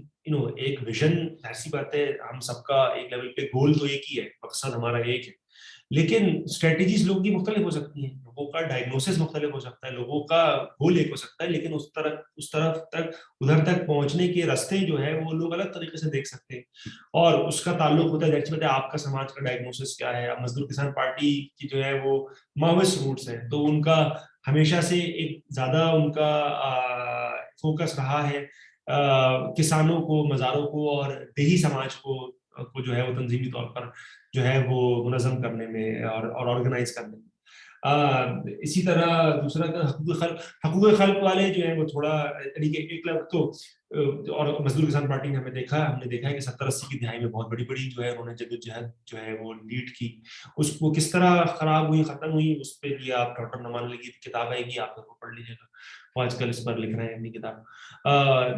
جہاں تک جیسے حقوق خلق والے ہیں وہ ایک الگ طریقے سے یقیناً کام کر رہے ہیں, ان کا بھی بنیادی لیول پر ان کا گول یقیناً وہی ہوگا, ایک سوشلزم ڈیموکریسی کے حوالے سے, خود مختاری کے حوالے سے, لوگوں کو منظم کرنے کے حوالے سے. لیکن لوگوں کو منظم کرنے کے سٹائلز مختلف ہو سکتے ہیں, جن کنسٹیٹوئنسیز کو ٹارگٹ کرتے ہیں. ہو سکتا ہے کچھ لوگ حقوق خلق والے سے اکثر جو میری ریڈنگ ہے, میں وہ نہیں مذہب پر ایسا, لیکن جو ہمارے قریبی ساتھی ہیں میری ریڈنگ یہ ہے کہ وہ اکثر جو اربن اور اربنائزنگ جو یوتھ ہیں ان میں ذرا زیادہ کام کرنا چاہتے ہیں. عوامی ورکرز پارٹی والے بھی اسی طرح ہیں. جو کچی آبادیاں ہو گئیں یا خاص طور پر ابھی تو ان کا لاہور میں ہی تھوڑا بہت کام ہے, لاہور کی جو محنت کش طبقے کی جو آبادیاں ہو ان میں کام کرنے کا ذرا زیادہ ان کی طرف رجحان ہے. تو یہ ایسی کوئی مسئلے کی بات نہیں ہے کہ مختلف پارٹیاں ہیں. ماؤں کی مشہور بات ہے لیٹ اے تھاؤزنڈ فلاورز بلوم, اس میں ایسی کوئی بات نہیں ہے. آپ کو جدھر لگتا ہے, جس طریقے سے لگتا ہے کہ یہ کام کرنے کا صحیح طریقہ ہے, آپ اس طرح کام کریں. میرا بس یہ رائے ہوتی ہے, میری یہ ہوتی ہے کہ یار گالم گلوچ نہ کرو, فرقہ واریت نہ کرو. آپ کو لگتا ہے کہ آپ کا طریقہ ٹھیک ہے تو آپ اس طرح کر لو, ہم کو لگتا ہے ہمارا طریقہ صحیح ہے, ہم اس طرح کر لیں گے. اگر ہمارے پاس کسی دن 500 لوگ جمع ہوئے, آپ کے پاس 5000 لوگ جمع ہوئے, تو سر تسلیم خم ہے, آپ نے اپنی رائے کو, اپنے نظریے کو, اپنی ٹیکٹک کو عمل میں پروف کر دیا. جس دن آپ عمل میں پروف ہو جاؤ گے تو ہم آپ کی بات مان لیں گے کہ بھائی ہاں, اگر ہم کامیاب ہو گئے تو ہم اس کامیابی کا جو پروف ہے وہ عمل میں. تو اگر ہمارے پروگرامیٹک ڈفرینسز ہیں تو ان کو ختم کر کے ایک اس پہ چوچو کا مربع بنانے کا کوئی پوائنٹ نہیں. پاکستان بہت بڑا ملک ہے, کام کرنے کو بہت ہے, تنظیم تنظیم کرنے کو بہت ہے. جو الگ طریقے سے کرنا چاہتے ہیں, الگ اسٹریٹجی سے کرنا چاہتے ہیں, ضرور کریں. 100 بسم اللہ. جو جس طرح کامیاب ہو گیا کیا کہتے ہیں کہ وہ اس کو مبارک ہو, اور ہم اس کے ساتھ کھڑے ہیں ہر موقع پر. تو یہ تو ڈویژن والی بات ہے میرے خیال میں. جو دوسری خیال میں بات ہے کیا, وہ عمران خان والی بات, عمران کے لیفٹ والے کیوں نہیں کرتے. اس کے 2-3 چیزیں ہیں. ایک تو پاکستان میں اور دنیا بھر میں تو بائیں بازو کا بہت بڑا ڈاؤن فال آیا سوویت یونین کے ٹوٹنے کے بعد. اس سے انتشار بھی پھیلا, اس سے ڈپریشن بھی پھیلی. جو سرمایہ داری کے بڑے مفکرین تھے انہوں نے تو اینڈ آف ہسٹری قرار دیتے ہیں کہ تاریخ ختم ہو گئی. فرانسس کوکویاما کی مشہور بات ہے کہ اینڈ آف ہسٹری ہوگی, اب تو صرف لبرل ڈیموکریسی ہوگی اور کچھ ہو گئی. حالانکہ بار بار تاریخ نے ان کو جو ہے وہ غلط پروف کیا. تو ڈپریشن ہے. تو مجھے ایک لمبا عرصہ گزرا جس میں لیفٹ کی تو بات ہی نہیں ہوتی تھی. یہ لفظ ہی ختم ہو گئے تھے, کمیونزم, مارکسزم, بلکہ لوگوں نے کیپٹلزم کا لفظ بھول گئے تھے کہ سرمایہ داری کوئی نظام ہوتا ہے, یہی ہوتا تھا. لیکن آج کے دور میں آپ دیکھ لیں کہ اب آپ لوگ بھی جو بیٹھے ہوئے ہیں اور بات کر رہے ہیں سرمایہ داری کے بارے میں, انقلاب کے بارے میں بات کر رہے ہیں. یہ بہت فرق ہے اس وقت کی جب میں آیا تھا اس پوری چیز میں. میں نے جو آپ کا تھوڑا سا تعارف کرایا تھا کہ جب ہم اسکول کے 2007 میں اسکول سے نکلا تھا اور یونیورسٹی میں گیا تھا, تو اس زمانے میں 100 جو لوگ پولیٹیکلی موبلائز ہوتے تھے, وکلا تحریک کے تحت جو ہوئے تھے سیاسی طور پر ایکٹیو, ان میں سے 98 جو ہے وہ عمران خان کے یوتھیے بنے تھے. سوری, عمران خان یہ بنے تھے, یوتھیے تو بعد میں بنے, لیکن عمران خان یہ بنے تھے. باقی 2 جو یعنی کہ میں مثال کے طور پہ بات کر رہا ہوں, اور 2 جو ہے وہ ایسے تھے کہ جو نا لیفٹ اور ترقی پسند تحریک کی طرف آئے تھے. اب وہ جو تو ہمارا جو اس وقت کا فیز تھا وہ تھا کہ ہم اپنے لوگوں کو قطرہ قطرہ جمع کر رہے تھے. 2012 میں عوامی ورکرز پارٹی بنی, یہ 3 پارٹیاں الگ الگ تھیں. اس میں بہت سارے ینگ لوگ میری جنریشن کے, ہم لوگ بہت سارے, عمار, بہت سارے لوگوں کے نام آپ نے سنے ہوں گے, میں تو عمار کا نام سنا ہوگا ابھی, وہ بہت سارے جو لوگ جو اس پوری اس کے پیچھے تھے, اور اس پر قطرہ قطرہ لوگ جمع کرتے. اس زمانے میں ہمارے پاس کوئی سننے کو بھی نہیں تھا. ہمارے پاس جو 90s کی جنریشن تھی, ارلی 2000 کی جنریشن تھی, اس میں تو مارکسزم, کمیونزم, کیپٹلزم کوئی نام نہیں تھا. 2-3 لوگ تھے جن کا 2-3 لوگ تھے جو اس طرح کی بات کرتے اس زمانے میں بھی. اور وہ 2-3 لوگ میں آپ کو گنا دیتا ہوں کون تھے. عاصم سجاد اختر تھے, اس جنریشن کے 90 جنریشن کے. عاصم سجاد اختر تھے, تیمور رحمان تھے جو پڑھاتے ہیں لفظ میں اور گاتے بھی ہیں اور پبلک انٹلیکچوئل ہیں. سید عظیم تھے مزدور کسان پارٹی کے, میرے مینٹر ہیں, بہت سارے ساتھی جانتے بھی ہوں گے. انہوں نے لاء میں پی ایچ ڈی کی, ڈاکٹر سید عظیم. اور ایک اور اس طرح کی 2 اور سعدیہ طور تھیں جنہوں نے پالیٹکس آف اسلام بڑی اچھی کتاب لکھی. تو یہ 3-4 لوگ ہیں جن کو ہم لک اپ کرتے ہیں. آج دیکھیں اگلی جنریشن میں آپ کو ایک عاصم نہیں, عاصم جیسے بیسیوں آپ کو ملیں گے. تو تاریخ جو ہے نا, وہ التھزر ایک بڑا تھیورسٹ تھا, وہ کہتا تھا کہ history last, the future last for ever. تو تاریخ جو ہے نا وہ ہمیں وسیع تر کینوس میں ہم دیکھنی چاہیے. تو ان کی جیت تو ہو گئی, ایسی کوئی بات نہیں ہے, ہماری بھی آہستہ آہستہ چیزیں بڑھیں گی. اور آج جتنے لوگ اس طرح کی باتیں کر رہے ہیں, آج جتنا کھل کے ہم یہ بات کر سکتے ہیں, میں آپ کو گارنٹی کرتا ہوں 15 سال پہلے نہیں کر سکتے تھے. آج آپ کی اس ویڈیو کو ہو سکتا ہے 100 لوگ دیکھیں, 300 لوگ دیکھیں, 1000 لوگ دیکھیں. اس وقت ہم کھڑے ہوتے تھے, ایک نعرہ لگاتے تھے, 4 دفعہ آگے پیچھے دیکھتے تھے, بھائی کسی نے سن تو نہیں دیا. صحیح ہے نا. تو ایسی بات نہیں ہے, چیزیں آہستہ آہستہ بڑھتی ہیں, جنریشنل چینجز آتی ہیں, اور جو چیزیں ختم ہوئی تھیں واپس آ بھی رہی ہیں. اور وہ آپ محنت کرتے رہے, لوگوں سے جڑتے رہے, لوگوں سے اس طرح بات چیت کرتے رہے, مکالمہ کرتے رہے, تو چیزیں واپس کھڑی ہو جائیں گی, اور کھڑی ہو بھی رہی ہیں آہستہ. ہمیں امپیشنٹ نہیں ہونا, صبر کے ساتھ کام کرنا. چلیں, زبردست ہو گیا. کوئی اور سوال اگر ہے, کوئی آخری سوال اگر کوئی پوچھنا چاہے, کوئی کچھ بات کرنا چاہیں اگر اس عنوان پہ, اس سے پہلے کہ ہم آج کی جو گفتگو کو ختم کریں. عائشہ احمد کچھ کہنا چاہ رہی ہیں. جی کامریڈ کیسے ہیں, خیریت سے ہیں؟ میں زبردست. عائشہ کامریڈ کیسی ہیں آپ؟ میں بالکل خیریت سے. اچھا, میں نے بہت گہری تو نہیں اس کو ریڈنگ دی, لیکن ہم ویکینڈ پہ ہی سب اکٹھے ہوئے تھے, تو ہم چونکہ اقبال احمد پہ ہی بات کر رہے تھے, اور ادھر میرے گھر ہی سب آئے ہوئے تھے, تو مجھے جب میں نے کل یہ لنک دیکھا تو میں نے کہا جوائن ضرور کروں گی. اچھا, اب جب یہ والا چیپٹر پڑھا ہے تو میرے 1-2 کویسچنس ہیں جو مجھے اتنے ٹھیک سے اس ریڈنگ میں سمجھ نہیں آئے, کیونکہ میں نے اقبال احمد کو بہت زیادہ نہیں پڑھا. بلکہ کامریڈ عادل کو جانتے ہیں آپ, وہ اس پہ بک بھی کوئی کمپائل کر رہے ہیں. اقبال احمد, میں عادل میں نہیں جانتا, سوری. بلال کے بھائی, بلال ظہور. دیکھیں, یہ بھی ایک انڈیکس ہے واحد جو آپ کہہ رہے ہیں نا. ایک زمانے میں ہمارے جتنے کامریڈ تھے ہم جانتے تھے یار, ادھر یہ ادھر یہ. نہیں, اب وہ کامریڈ کو ہم نہیں جانتے. Ayaz folio books. اچھا اچھا اچھا اچھا اچھا اچھا, ٹھیک ٹھیک ٹھیک ہے. اچھا, میرا سوال جو مجھے ٹھیک سے سمجھ نہیں آیا, جیسے یہ جب یہ چیپٹر شروع ہوتا ہے تو یہ یہاں سے شروع ہوتا ہے, اس کا آغاز ہوتا ہے کہ وہ سپورٹ کرتے تھے اور ایک لبریشن موومنٹس کو, اور وہ نیشنلسٹ ایکٹیوسٹ کے طور پر انہوں نے آغاز کیا. اس کے بعد ان کی ایک ٹرانسفارمیشن دکھائی ہے, جو کہ ایک وہ موو کر کے ایک کرٹیکل آؤٹ سائڈر کے طور پر ابھرے ہیں. اچھا, اس کے بعد پھر اسی میں آگے ذکر آیا ہے کہ وہ جو ایرانین ریولوشن ہے وہ بہت اچھے سے اس میں بہت تفصیل سے ذکر ہے.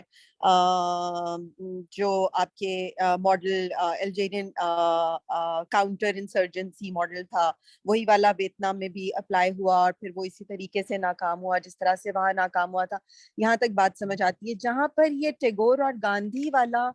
قصہ شروع ہوتا ہے, وہاں سے میں سمجھنا چاہ رہی ہوں اس بات کو کہ ان کا اس پر جو ٹیک ہے وہ نیشنلسٹ ٹیک ہے, یا وہ یہ مطلب وہ گاندھی کا ٹیک ٹھیک سمجھتے ہیں کیا ہمارے لیے, اگر ہم نے اس کو آگے لے کر چلنا ہو, کیونکہ امپیریلسٹ فورسز ابھی بھی فرق ناموں سے موجود ہے نا, جب چائنا جیسے اب ایک نئی ایسٹ انڈیا کمپنی کے طور پہ موجود ہے. سو اگر ہم ٹیگور اور گاندھی کے اس کانفلکٹ سے کچھ سیکھنا چاہیں یا اس کو آگے کو دیکھنا چاہیں, تو ہم اقبال احمد ہمیں کیا بتانا چاہ رہے تھے یہ کنکلوڈ کرتے ہوئے اس کو؟ ہاں بالکل, نہیں, بہت اچھا سوال ہے. آئی تھنک یہ جو ٹیگور اور گاندھی والی جو بات ہے, ٹو بی آنیسٹ میں نے اقبال, مجھے یاد نہیں پڑتا کہ اقبال نے کہیں پہ ٹیگور کے بارے میں لکھا ہے. اگین یہ ہو سکتا ہے میری اپنی جو ہے نا وہ کمی اور کوتاہی ہو, میری نظر سے. آپ نے جو ریڈنگ دی ہے نا, ہاں میں سمجھ گیا, وہ مجھے پتا ہے. بالکل بالکل عائشہ, وہ میں سمجھ گیا, وہ اس چیپٹر میں ٹیگور اور گاندھی کے حوالے سے بات کرتا ہے. میں اس لیے سوچ رہا ہوں کہ میں اپنا ذہن ٹٹول رہا تھا کہ کیا اقبال نے ٹیگور کے بارے میں کچھ لکھا ہے کہ نہیں, میرے ذہن میں کچھ آ نہیں رہا. یہ میرا خیال ہے. ہاں پلیز گو آن.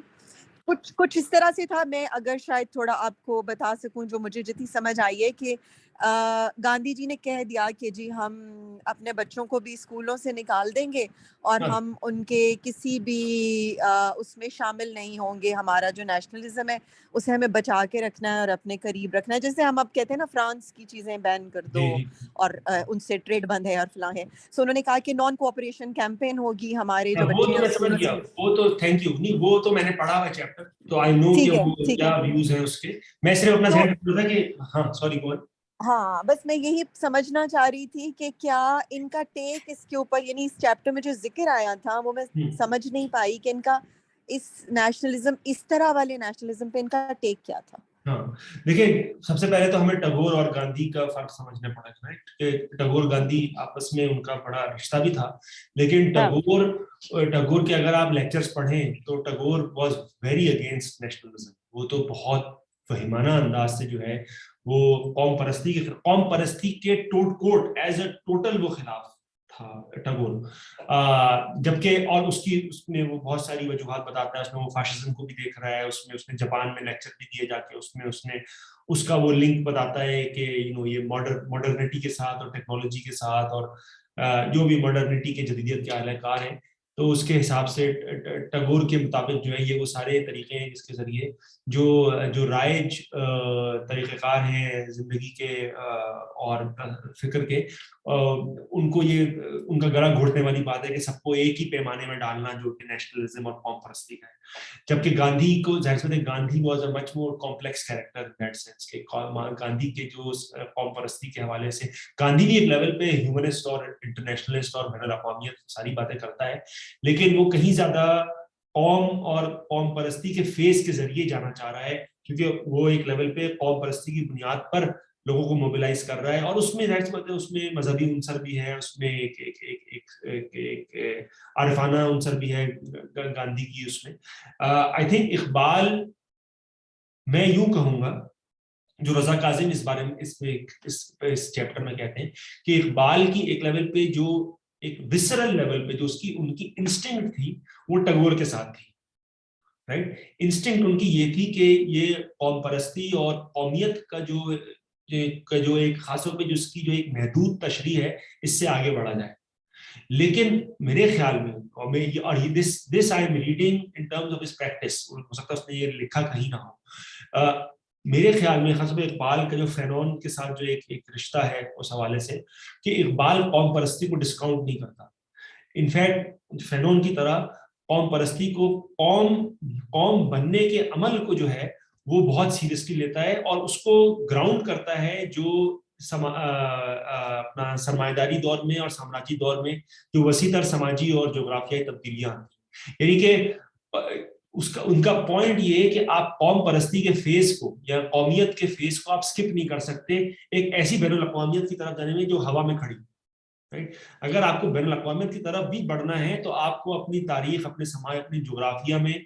پاؤں رکھ کر پیوست ہو کر بڑھنا ہوگا. اس کے اندر سے جو آفاقیت نکلتی ہے, اس کے اندر سے جو بین الاقوامیت نکلتی ہے وہ کہیں زیادہ پائیدار ہوگی. میرے خیال میں اقبال کا جو ایک سینٹیمنٹلسٹ کے طور پر جو رضا کاظم کہتے ہیں اس کتاب میں, سینٹیمنٹلسٹ کے طور پر ان کا رجحان ٹیگور کی طرف تھا, لیکن اپنے عمل میں, اپنی فکر میں, اپنی جو تحریریں ہیں ان کا رجحان گاندھی کی طرف میں نہیں کہوں گا, لیکن ایک فینون سٹائل نیشنل کانشسنس یا قومی شعور کی طرف تھا, جو کہ اس بات سے اویئر تھا, اس بات سے اس کی بہت زیادہ اور اس کی ڈینجر سے بھی اویئر تھا, اس کی خطرے سے بھی اویئر تھا کہ قوم پرستی, قومیت کا فیز بہت اہم ہے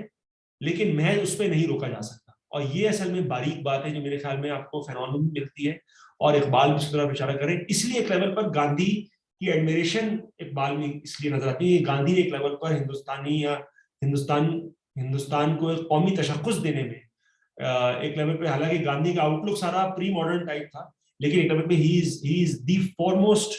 practitioner and thinker of modernity in India اور برٹش انڈیا. اس حوالے سے آئی تھنک اقبال کی جو سمپتھی تھی, جو ہمدردیاں تھیں, وہ گاندھی کے ساتھ تھی. لیکن ان کی جو قومیت اور قوم پرستی کا تصور ہے میرے خیال میں وہ گاندھی سے مختلف تھا. آئی تھنک وہ زیادہ فینونسٹ ہے نہ کہ گاندھی ہے. ہاں بالکل ٹھیک کہہ رہے ہیں. یہ چیپٹر شروع اسی طرح ہوا تھا نا, کنکلوڈ اس طرح ہوا ہے جس طرح آپ کنکلوڈ کر رہے ہیں. اٹ میک سینس دس وے. جب آغاز ہے تو آغاز اسی طرح سے وہ کر رہے ہیں کہ وہ چونکہ شروع میں ان کی اسٹرکٹ نیشنلسٹک اپروچ تھی, یہ بالکل شروع کی لائنز ہیں, اور اس کے بعد جب ان کا یو ایس میں جا کر ایک ایکسپوجر ہوا ہے, اس ایکسپوجر کے بعد وہ ان لائنز پر سے ہٹے ہیں. تو میرا خیال ہے یہ تو آپ نے بالکل ٹھیک سے سمجھا دیا. یہ بالکل یہ بات بالکل صحیح ایکسپوجر ہوا, لیکن وہ کبھی بھی جس کی وہ جینیس اور سمپتھی والی بات, وہ کبھی بھی قومیت کی جو ایک کیفیت ہے, جو اس کا جو پل ہے, جو اس کی جو اٹریکشن ہے, اس کا جو حجم ہے ایک لیول پر, اس کو ڈسکاؤنٹ کبھی بھی نہیں کرتا. کیونکہ وہی بات ہے, کیونکہ ابھی وہ کبھی اپنے آپ کو مارکسسٹ انہوں نے کہا نہیں, لیکن جو تمام جو وہ ٹولز استعمال کر رہے ہیں وہ مارکسسٹ ہیں ایک لیول پر, رائٹ. اور مارکسسٹ سب سے پہلے کیا کہتے ہیں اگر آپ کی کوئی نظریات ہیں, کوئی سماجی لیول پہ نظریات یا تصورات عام ہیں, ضروری نہیں ہے رائج ہوں, عام بھی ہے, تو ان کو وسیع تر سماجی اور معاشی اور جغرافیائی کوآرڈینیٹس میں اس کو بیس کرنا ہے, ان کی جو روٹس ہیں. تو اگر قومیت اور قوم پرستی کا جو ایک تصور ہے وہ اتنی پاپولیرٹی حاصل کر رہا ہے, تو وہ محض دماغی خلش یا ایک نظریاتی وہ نہیں ہو سکتا خناس, اس کو آپ کو وسیع تر سماجی اس کی کوآرڈینیٹ سمجھنی پڑیں گی. اسی لیے جو ہے وہ قومیت کو محض ڈسکاؤنٹ نہیں کیا جا سکتا. قوم پرستی کی جو ایک اٹریکشن ہے, پل ہے, حجم ہے, جو اس کی ایک لیول پہ اس کو جو لوگ اندر اپنے دلوں میں اپنی ہڈیوں میں فیل کرتے ہیں, اس کو ڈسکاؤنٹ نہیں کر سکتا, کیونکہ ان کی وسیع تر جو سماجی تبدیلیاں آئی ہیں سامراج کی وجہ سے, سرمایہ داری کی وجہ سے, اس سے اس کا تعلق ہے اور اس کو اسکپ نہیں کیا جا سکتا.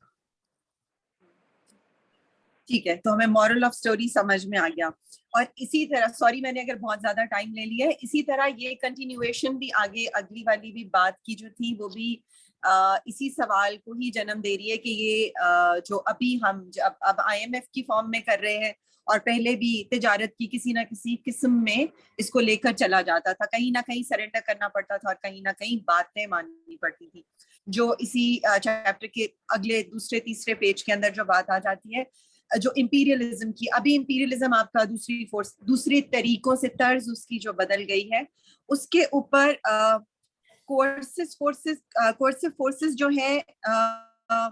وہ ابھی بھی اسی طرح ری شیپ کر رہی ہیں ہماری سمجھے اکانومی کو, اور اکانومی کے ذریعے مطلب معاشی اس پہ کمانڈ, مطلب ایک اپنا وہ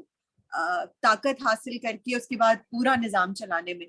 اس کے لیے مطلب ہمیں اب اس کا ماڈل کیا ملتا ہے. اگر آج اقبال ہوتے تو وہ ہمیں کیا کہتے کہ آئی ایم ایف کے نظریے سے وہ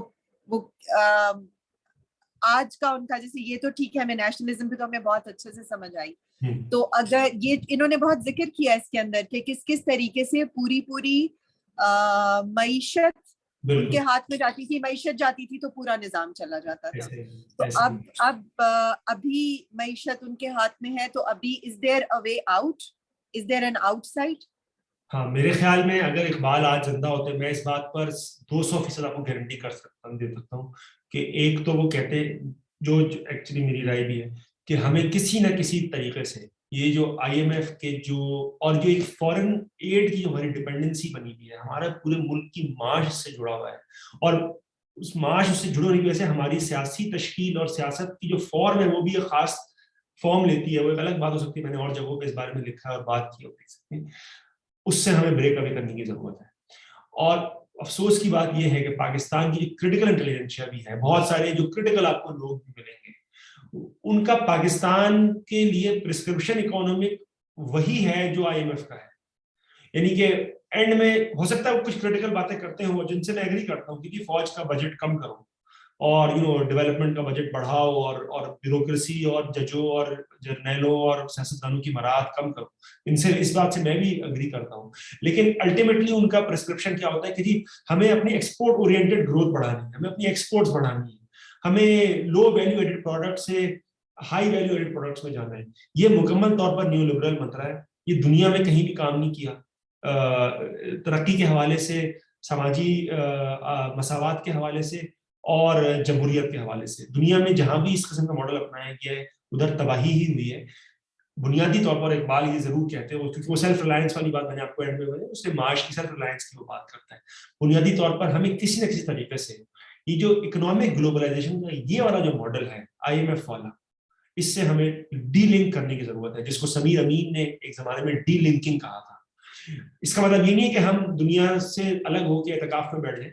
ایسی بات نہیں ہے، لیکن ہمیں اپنے سماج کو، اپنے معاش کو یہ ایکسپورٹ اورینٹڈ گروتھ کی طرف اورینٹڈ ہونے کے بجائے، چاہے وہ کاٹن اور لیدر اور اس کے ذریعے ہو، یہاں وہ ہماری محنت کشوں کو اور محنت کو باہر بیچنے کے حوالے سے ہو، ہمیں اس کو کسی طرح انڈوجنس پروڈکشن اور ہمارے اپنے سماج کی قومی اور سماجی جو ہے وہ نیڈز کے تحت اس کو ہمیں ریسٹرکچر کرنے کی ضرورت ہے. اس کے لیے ہمیں اپنے ایگریکلچر کو بھی ریسٹرکچر کرنے کی ضرورت ہے، ہمیں اپنی انڈسٹری کو بھی ریسٹرکچر کرنے کی ضرورت ہے، اور ہمیں اس پوری چیز سے نکلنے کی ضرورت ہے میرے خیال میں کہ جی ہم ایکسپورٹس کر کے جو ہے نا ہم کوئی بہت بڑا تیر مار لیں گے، کیونکہ یہ والا ماڈل چائنا کے علاوہ کہیں کام نہیں کیا، اور چائنا میں بھی اس کے جس طرح کے اثرات ہیں اس پر ہم بات کر سکتے ہیں، اور چائنا میں بھی جن حالات میں وہ کام کیا تھا وہ بڑے یونیک حالات ہیں، وہاں پہ انقلاب ہوا تھا، ہمارے اس طرح کچھ بھی نہیں ہوا. تو آئی تھنک پاکستان میں معاشی لیول پر ہمیں ڈی لنکنگ کی ضرورت ہے. We need to have a serious rethink, اور کہیں زیادہ سیریس اور گہری ری تھنکنگ کی ضرورت ہے جو ہمارے یہاں پائیڈ اور ان جگہوں پر ہو رہا ہے. ہمارے کریٹیکل اکانومیز جو کر رہے ہیں جی بجٹ کی ادھر کی کٹوتی، وہ تو کرو بھائی، کرو فوج کا بجٹ یہ ہو، لیکن اوور آل ہمیں اپنے پورے پروڈکشن کے اپیرٹس کو اور ہماری جو انڈسٹری، ایگریکلچر، سروس سیکٹر، ان کے آپس کی جو لنکیجز ہیں ان کو ریسٹرکچر کرنے کی ضرورت ہے، جو کہ اس وقت کوئی بھی اس بارے میں نہیں سوچ رہا. تھوڑے بہت لیفٹ کے لوگ اس بارے میں بات کرتے ہیں،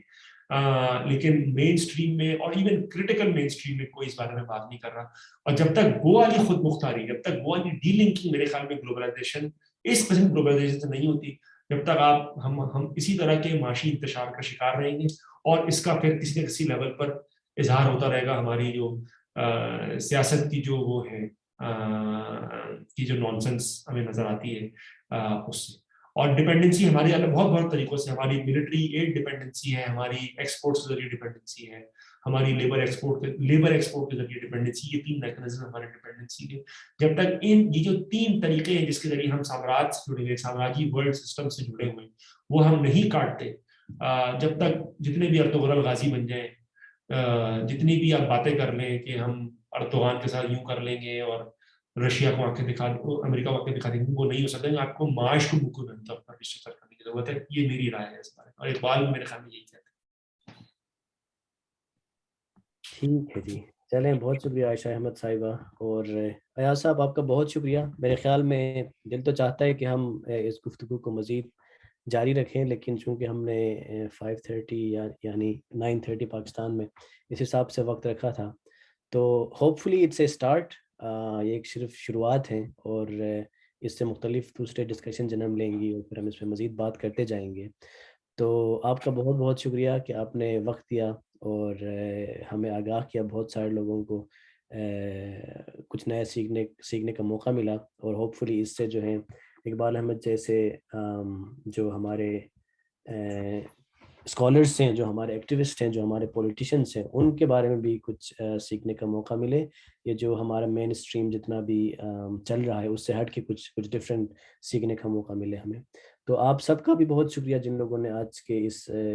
پروگرام میں حصہ لیا، اور ہوپ فلی مزید اس طرح کے ہمارے ایونٹس ہوتے رہیں گے، اور امید ہے کہ آپ اس میں بھی شرکت کریں گے اور ہمیں بھی کچھ سکھائیں گے. تو تھینک یو سو مچ ایاز صاحب. انشاءاللہ ملاقات ہوتی ہے پھر سنڈے کو انشاءاللہ. بہت بہت شکریہ آپ سب سے. میں یہ بھی تنبیہ کروں گا کہ یہ کتاب selected writers of Iqbal Ahmad سب لوگ خریدیں، یہ انٹرنیٹ پر بھی موجود ہے، یہ ڈاؤن لوڈ کریں، اور آہستہ آہستہ ہی صحیح لیکن اس میں اقبال احمد کے مضامین ہیں کسی دنیا کے حوالے سے، فلسطین کے حوالے سے، پاکستان کے حوالے سے، وہ ضرور ڈائریکٹ پڑھیں، نہ کہ کسی سیکنڈ ہینڈ سورس کے ذریعے پڑھیں. خود پڑھیں اور اس سے سیکھیں، اور اپنے نتائج پر، اس کی بنیاد پر، اپنی ریڈنگ کی بنیاد پر اپنے نتائج پر پہنچیں. بہت شکریہ. ٹھیک ہے سر، تھینک یو. اللہ حافظ. بہت شکریہ. اللہ حافظ.